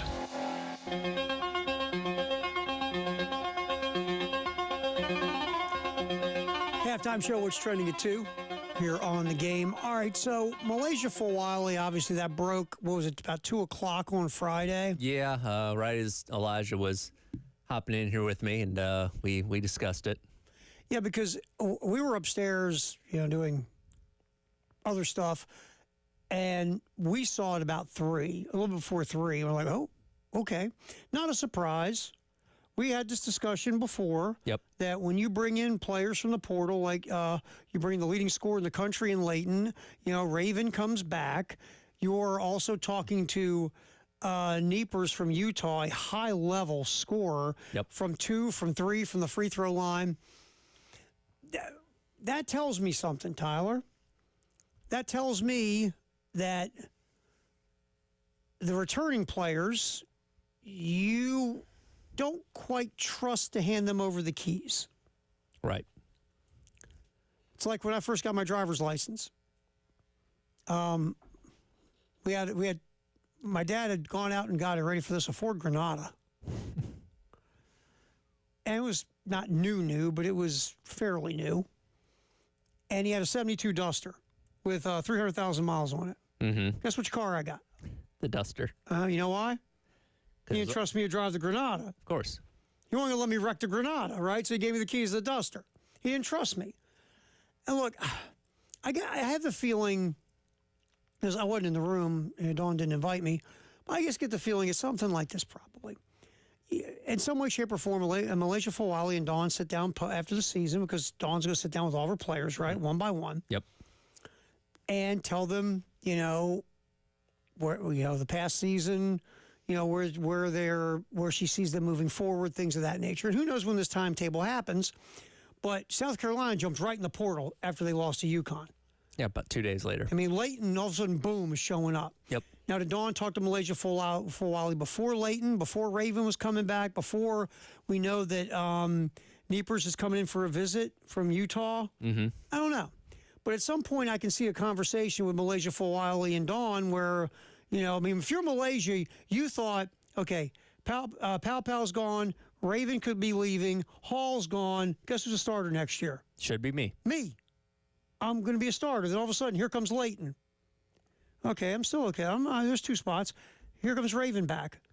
Okay, now what's up? Now you're hearing the rumor about South Carolina out chasing other perimeter players in the portal. Yep. So you want to know what's going on, right? Sure. And this tells you, in my mind, that my coach has a lack of confidence in me stepping up being a starter, so I want to go find out I want to be a starter, right? I want starter minutes. Yeah. I've come off the bench for 2 years, won a national title. We played in a championship game. It's my turn. I'm a junior. Yeah. So I'm guessing Dawn didn't quite agree with that thought process. Yeah. Malaysia for a while. Yeah. And again, you have to be honest with each other. Yeah, absolutely. And I can understand Malaysia's desire for thinking she'd be in line to be a starter. But at the same time, I can see Dawn looking at it and saying, as talented as you are, and we know she's very talented, the inconsistency is the problem. Because, you can drop 25 one night and 6 the next, and that's not indicative of a starter. And again, she could have still made it to the WNBA coming off the bench because of how talented she is. Oh, yeah. But if her goal is to be a starter, it appears it wasn't in the cards here. Yeah, and look, I get Dawn, trust me, because we've watched the 2 years of Malaysia Fawali. She can take over a game like against Maryland in the Sweet 16, and then she can disappear on nights where she's got more turnovers and made baskets. I mean, I understand why Dawn would be very reluctant to go, okay, Malaysia, go get them.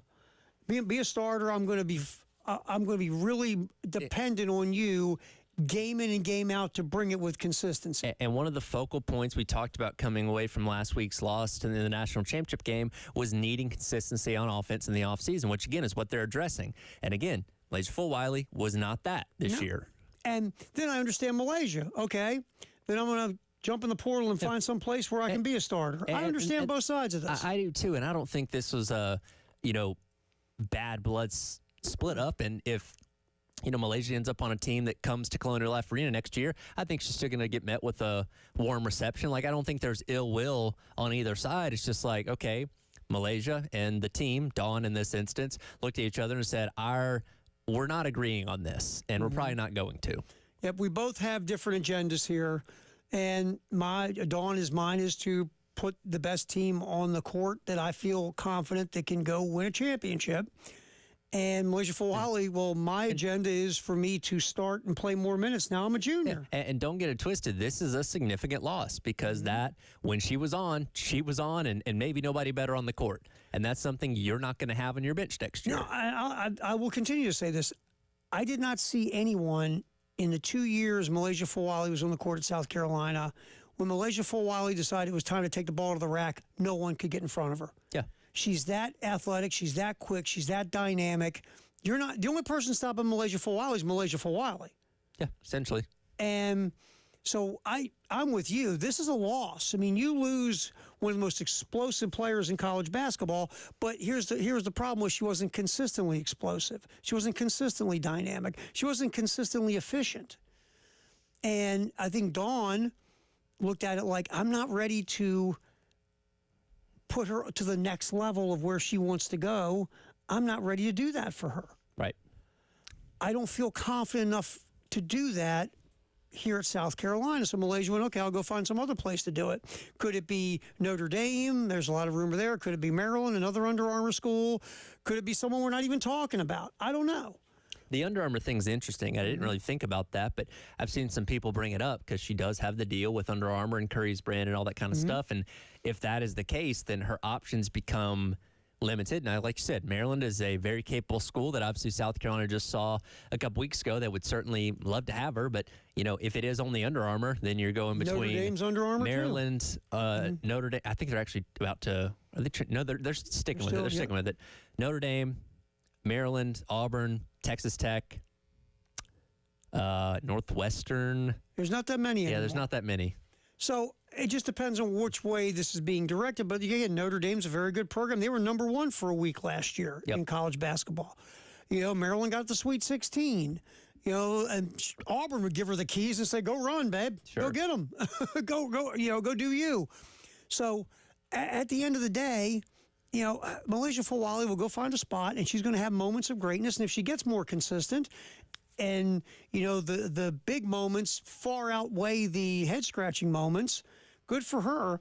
And then it comes back to, okay, Dawn, you're bringing in players who are more consistent and have been more efficient. They might not be as dynamic as and explosive, but they're going to, night after night, you feel better on what you're getting from them, right? Yes. So this could work out for everybody. We'll see. But I can totally understand Dawn's point of view on this and Malaysia Fawali, and we'll just see where it goes, man. Yep. But again, it just came down to Dawn did not trust her to take her to that next level that Malaysia Fawali wants. Very simple. Scott Hamilton from the Post and Courier will wrap up thoughts on the Masters. That's coming up next here on the Halftime Show on The Game. 107.5 The Game in Columbia, 100.5 The Game in Florence, and 100.3 The Game in Myrtle Beach. The Game Network, powered by Integrated Media. The Game TV, sponsored by Shepherd's Glass. For auto, home, and commercial glass, shepherdsglass.com. In Chapin and West Columbia. The Game TV, sponsored by Shepherd's Glass. Shepherd's Glass. Every day when we're on the road, people around us endanger themselves and others by looking at their phones while driving. There's the sneak-a-peeker who darts their eyes between the road and their texts, or the nightlighter who illuminates their car after dark. If that's you, reconsider before you find yourself becoming the fender bender-er, the got a ticket-er, or worst of all, the driver who killed someone. Put the phone away or pay. Paid for by NHTSA. Millions of Americans take medicine like Ozempic and Zepbound. Many of them are overpaying by thousands of dollars a year. These GLP-1 medications for diabetes, weight loss, and more may not always be covered by your insurance, but GoodRx can help. GoodRx helps you save every month on prescriptions at over 70,000 pharmacies nationwide. Best of all, it's free to use. Check GoodRx to save on GLP-1s. Just go to GoodRx.com/GLP. That's GoodRx.com/GLP.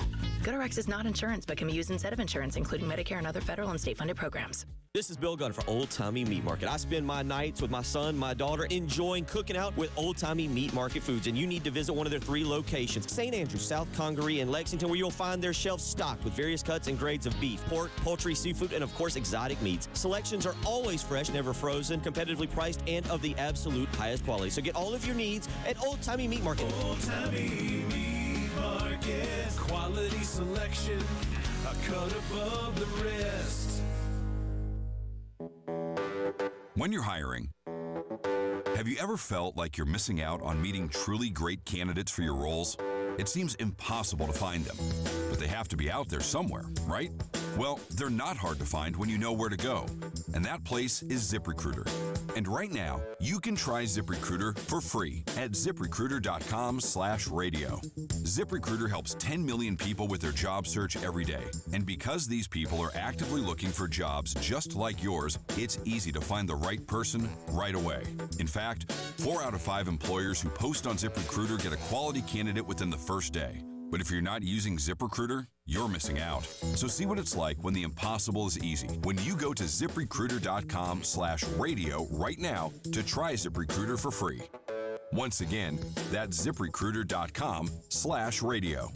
ZipRecruiter.com/radio. Never miss out on great candidates with ZipRecruiter. Prescriptions require an online consultation with a healthcare provider who will determine if appropriate. Restrictions apply. See website for details and important safety information. Price varies based on product and subscription plan. Hey guys, let's talk ED because millions of men experience it, but not everyone can access or afford treatments like Viagra. Well, HIMS can help. Through HIMS.com, you can get a full range of treatment options for ED, including daily or as-needed meds through a 100% online process. It all starts with an online intake form. Get started at HIMS.com/radio, and from there, a medical provider licensed in your state will determine if ED treatment is right for you. If prescribed, your medication is shipped to you for free. Find the ED treatment that fits your needs with options up to 95% less than the brand names. Millions of men experience ED, but HIMS can help. To start your free online visit and save up to 95%, go to HIMS.com/radio. That's HIMS.com/radio for your free online visit. HIMS.com/RADIO. Powered by Integrated Media. The Game TV. Sponsored by Shepherd's Glass. For auto, home, and commercial glass. ShepherdsGlass.com. In Chapin and West Columbia. The Game TV. Sponsored by Shepherd's Glass.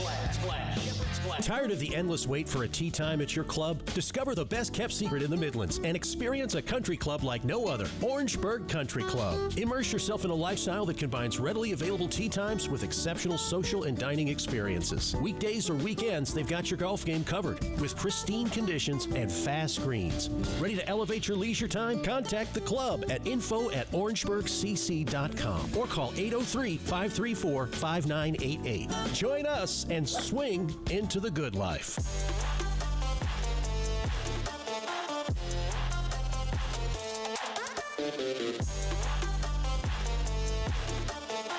And now, on the Halftime Show, it's the greatest day in the history of the world on the Game Network and the 107.5 The Game app. Oh, today, April 14th, the greatest day in the history of the world because we get to talk to Scott Hamilton from the Post and Courier. You like how I did that?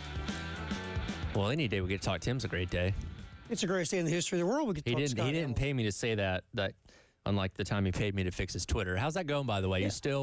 You still locked out? We're good to go? Well, what's the latest?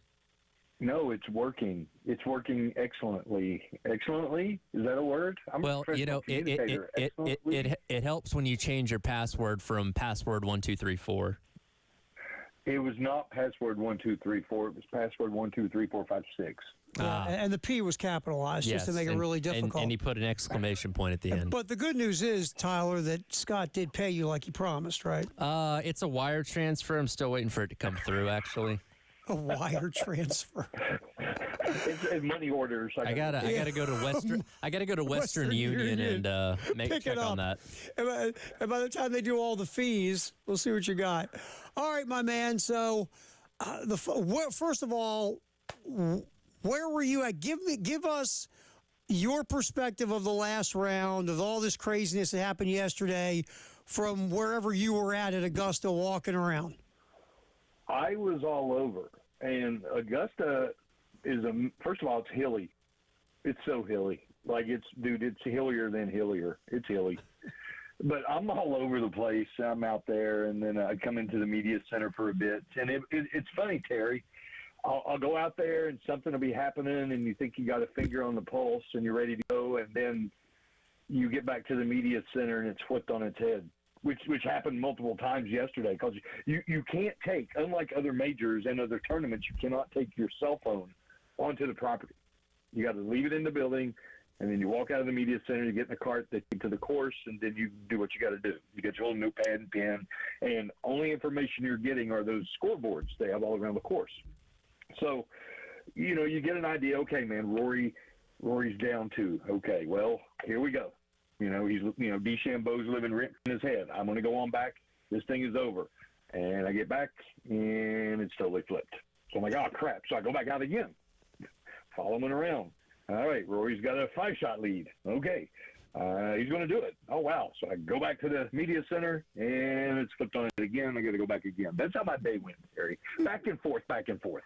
I was going to say, how many different times did you have to rewrite the lead yesterday? Because, he's going to win. Nope, he blew it again. Nope, he's going to win. Nope, he blew it again. I had one even equating to his blow-up being like a face tattoo that would haunt him for the rest of his life. I was so done with it by that point when he missed that putt on 18 that I'm like, this guy will never recover. And then we go to the playoff and he wins. So I had to start all over. And if it were back in the old days, it'd be really dramatic because I would rip it out of the typewriter and wad it up and throw it over my shoulder. I missed that. Wait a minute, you don't use a typewriter anymore? I didn't get that era. And I talked to some of the old timers about what it was like, and it wasn't great. Actually, since the Masters like to be old school and not allow cell phones, I think you should only be allowed to use a typewriter in the media room. And a payphone. No. We have to run to a payphone and pick up and go, Dateline, Augusta. Yes. Make everything old school, and then you got to wear a fedora with one of those pieces of paper that says press on the side of it. Right. What's your angle? See? Scott Hamilton hanging out with us from the Post and Courier, wrapping up our yap about the Masters. Of course, Scott covering his 73rd Masters over the weekend. All right, man. So when Rory misses that putt on 18, I'm like you. I said, this is easy. Justin Rose now wins in a playoff, and then Rory gets taken away in a straitjacket, and he's a drooling mess for the rest of his life. I got to give him a ton of props, Scott. Everybody always says, and you're 10 times more the golf guy I'll ever be. Just because it's the next shot. Go to the next shot. You can't do anything about the last shot. Go to the next shot. Go to the next shot. Go to the next shot. Easier said than done, man, when you just blew a chance to finally win the Masters and to get this 11-year albatross off your back, and now you got to go in a playoff with a guy who's been killing it in the back nine. I give Rory his props. He got his act together, got his head right, and went out there and won the hole, and now he's got the jacket. The thing that I really took away from that is he misses the putt. They're going to a playoff, and they get into a cart to go back to the tee box, And Rory said his caddy, Harry Diamond, a longtime friend, they've known each other since I think Rory was 7 years old. And he looks at him and goes, well, buddy, we would have killed for this back on Monday to have one hole for the Masters. And Rory said that completely calmed him. And I don't think we can overestimate the value of having a caddy who knows exactly what to say at exactly the right time in a situation like that. So as we look kind of big picture here, and what made yesterday so riveting, whether you're a diehard golf fan or not, was investing in the story of McIlroy and understanding it had been over a decade since his last major win. He'd come close and blown it at the Masters before, and it was a feel-good moment I think everybody could enjoy. So, and of course, golf is always going to be trying to find the next Tiger, the next guy to market and build around that makes people want to tune in. What does him winning yesterday do for the sport as a whole going forward, if anything at all? I think it does a lot, actually, because you talk about golf, and there's every sport has one event that even casual or non-fans will tune in for. The NFL has the Super Bowl. NASCAR, even to a degree, people will put on the Daytona 500 in the background. Baseball, people have a casual interest in what happens in the World Series, so on and so forth. The Masters is that event.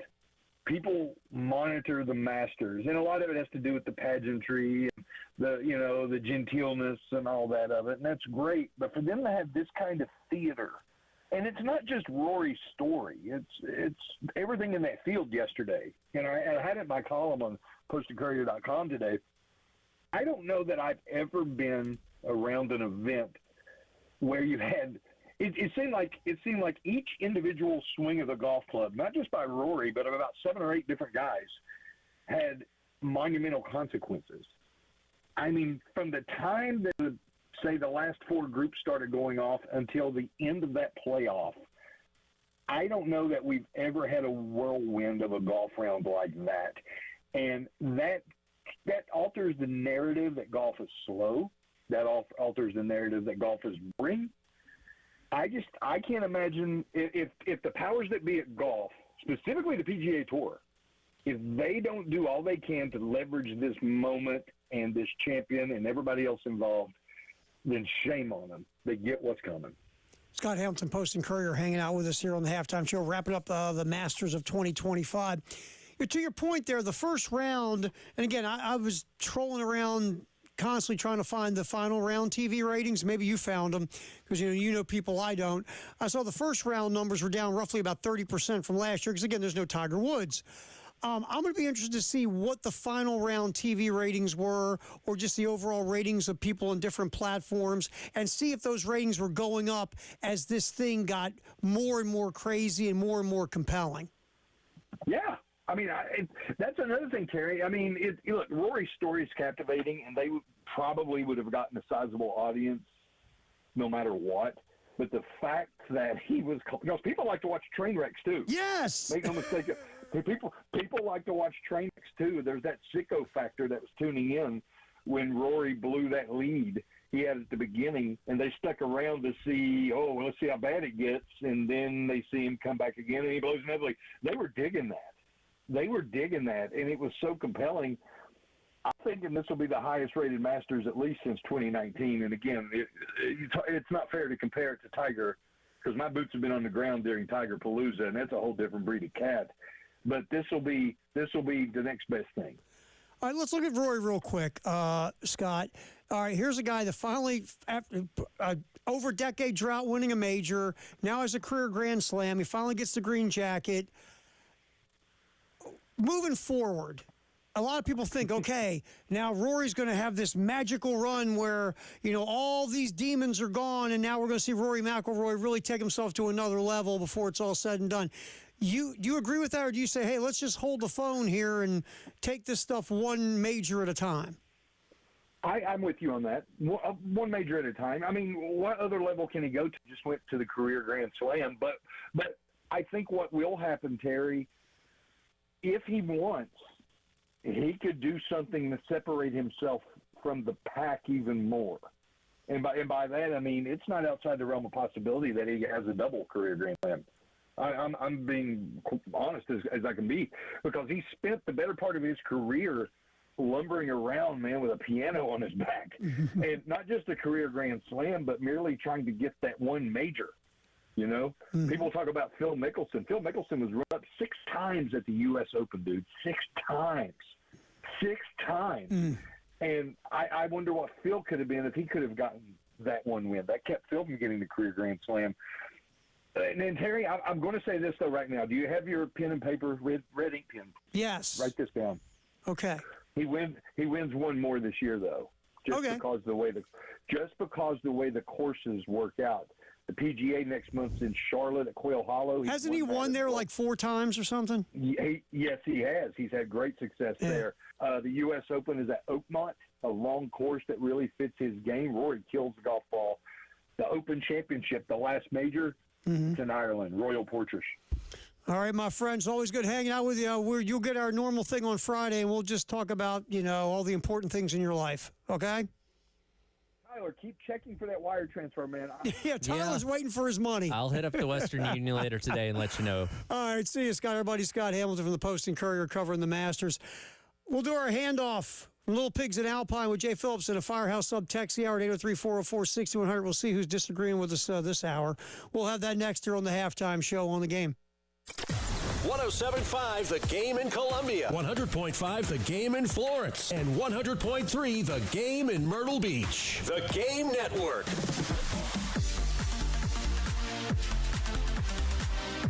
Hate paying for streaming?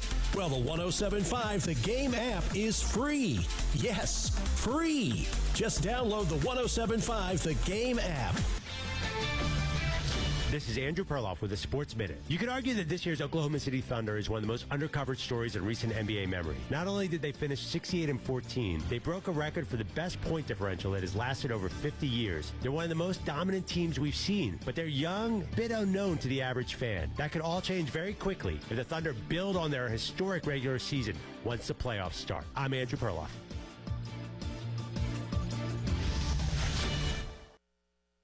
You know what's better than a limited time deal? An unlimited time deal. That's why the Wendy's $5 Biggie Bag with a Junior Bacon Cheeseburger, 4-piece nugs, Junior Hot and Crispy Fries, and small soft drink is available all the time.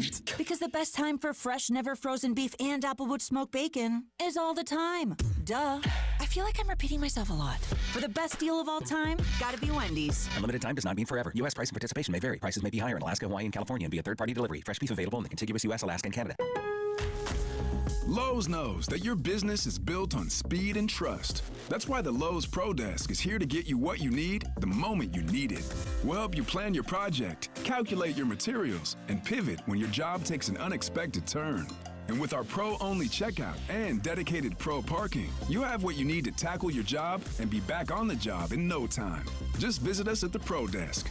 Lowe's knows pros. We help. You save. Correct. All sevens now. We got a $250,000 settlement for a client injured in a car accident when driver illegally turned in front of him. Dial all sevens now. The Nestapool Law Firm is not scared to go to court. We got a $2.5 million jury verdict for our client when the other driver failed to yield. What do? Good heavens. Dial all sevens. To get your attorney, dial 800 all sevens now. Transform your property with Black Seal, Columbia's premier asphalt paving and maintenance experts. With unmatched expertise, we deliver exceptional results for residential and commercial projects of any size. Our skilled team specializes in asphalt paving, seal coating, repair, crack sealing, and removal, utilizing the latest techniques and top quality materials. Trust Black Seal to enhance your property's appearance and durability. Visit blacksealsc.com today to experience the Black Seal difference. Have you heard?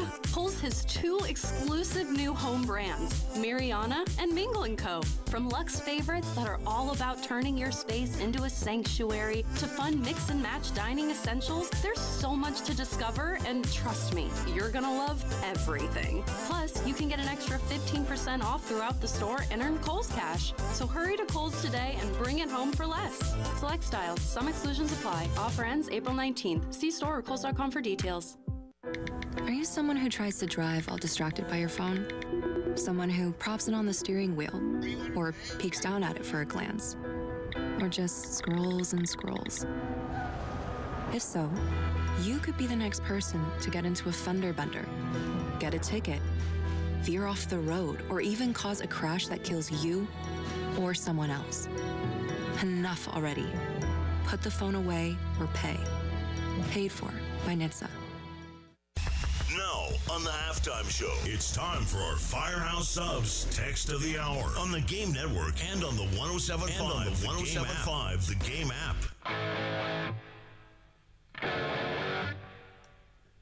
We got a Firehouse Sub Text the hour 234-46100, and there are handoff with our buddy Jay Phillips, sponsored by Little Pigs on Alpine. What do you got there on the old text machine there, Tyler? It's been a spicy day on the text line. Oh, yes, it has. Joey from Sumter, I'm assuming in reference to the Nico stuff, said, what do you imagine the Heisman Trophy is worth? I imagine a Heisman Trophy caliber quarterback, since we're talking about market value. Yeah. We don't know the market. I mean, our Carson Beck got how much? Like 3-4 to go to Miami. Million. All right. Who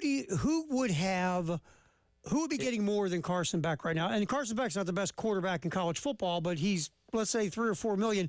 Let's guess here who right now might be getting more money than Carson Beck. Maybe Arch. Maybe, just because his last name's Manning. Yeah, that has a lot to do with it. I don't know. I mean, short list. Andy and Ari, if I'm not mistaken, have Lenoris as the number 2 quarterback in the Southeastern Conference. Behind Lagway. Yeah, so ahead of Arch. And ahead of Arch. Yeah. Now, Arch is 3. I think that's because Arch just has a smaller sample size. Right. Arch hasn't played that much. And we'll see. I mean, I think he's going to be very good, but we'll find out, won't we? I think he's going to be really good, too. I think you give that kid to Sark. Yeah. With the skill set Arch Manning has and the creativity of Steve Sarkisian, I think Arch Manning's going to blow up. I really think he'll do. be fine. And I like Nussmeier. I don't know what he's getting. I mean, I think you hit it, though, Terry. I don't know if we've done enough to truly set a market. And what you don't want to do if you're the buyer, in this case the schools, is dramatically overpay and then artificially set a market. I know it's not apples to apples, but I've used this with Elijah before when we've talked about some of these things. When Clemson really reset the coaching market when they hired Morris and drastically overpaid him relative to what others were making at the time. But they needed their guy, and they needed to entice him to come, and so that's what you've got to do. And if the same thing is happening with quarterbacks or edge rushers or whatever, or if you go get the next, Eddie George or whomever, or, God forbid not God forbid, but if there is another Bo Jackson out there one day, How I don't cool know. would that be? Yeah, it could be fantastic for fans, but I have no idea what that would cost you in today's world. We were talking about Cam Newton during one of the breaks. That year, and Cam only had 1 year. But man, a buck $80 for eight figures. Cam Newton. That's what a steal. That's what it would have. I mean, yeah, that in today's dollar, and you hardly that's 15 years ago. Think about that for a minute. Yeah. But yeah, $10 million in today's world. But by the way, if Cam Newton went to Gene Chizik for the national championship game and said, "Hey, I need you to pay me more to play in this game," they would have found the money. All right, I'm going to opt out. Yeah. I'm going to opt out if you don't pay me like $20 million right now. But by then, it would have been look. I don't know. I don't know how many different directions the opinions have gone today on this. Everybody has responsibility. I assure you. I do feel like the folks at Tennessee are not really to blame for any of this, though. Unless you're the fan that says you should have kept him. But nobody wins. Nobody wins. Yeah, no. Yeah, I heard somebody say, "Oh yeah, Heupel wins because he got rid of him." Well, no. Look at your quarterback room. Yeah, your quarterback room got worse, so it's not a win. But you know what I think, though? Your program got better. Yeah, I think you got rid of something that was going to be bad for you. I think what you did was you said, we're not going to, we can't do that. Because if I do it for Nico, I'm going to turn around. There's going to be a line of 30 other guys that are going to want the same thing. And I said this earlier, Jay. If Nico was leading the SEC in passing, and he was going to be on the short list of Heisman candidates, he'd gotten paid. Problem is, we wouldn't be in this. We wouldn't be in this. He was and I liked it because it's fun. Road. He was a middle-of-the-road quarterback in the SEC who was paid to be an excellent quarterback. But I like anything. If you own a business and you're a middle-of-the-road guy who is overpaid and he didn't produce for you, now wants more money from you, what are you going to say? No, you say take a hike and I'll go replace you. Right. If anything, Tennessee should have been coming to the table saying, "Hey, bud, we're going to knock you down a few pegs because you weren't performing to the standard we thought you were." Yeah, and that wouldn't have been unfair, in my opinion. But the Tennessee's government, not the school, but the Tennessee Attorney General, with the schools at the school's request, went to bat for this kid in court and won.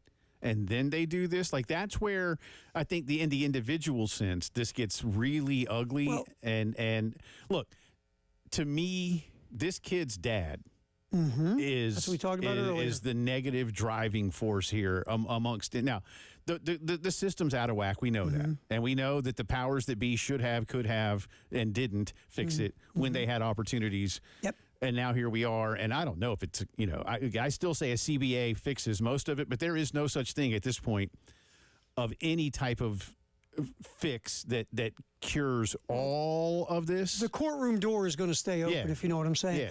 Yeah. Look, the dad and the agent and all of them just come off very scumbaggy. Is the dad not the agent? I heard they were shopping for an agent. He's involved. He's involved, but they do have a representative, but really the dad is the push of all this, and just right before some of the things that they have done to try to leverage more money. Here's the thing, though.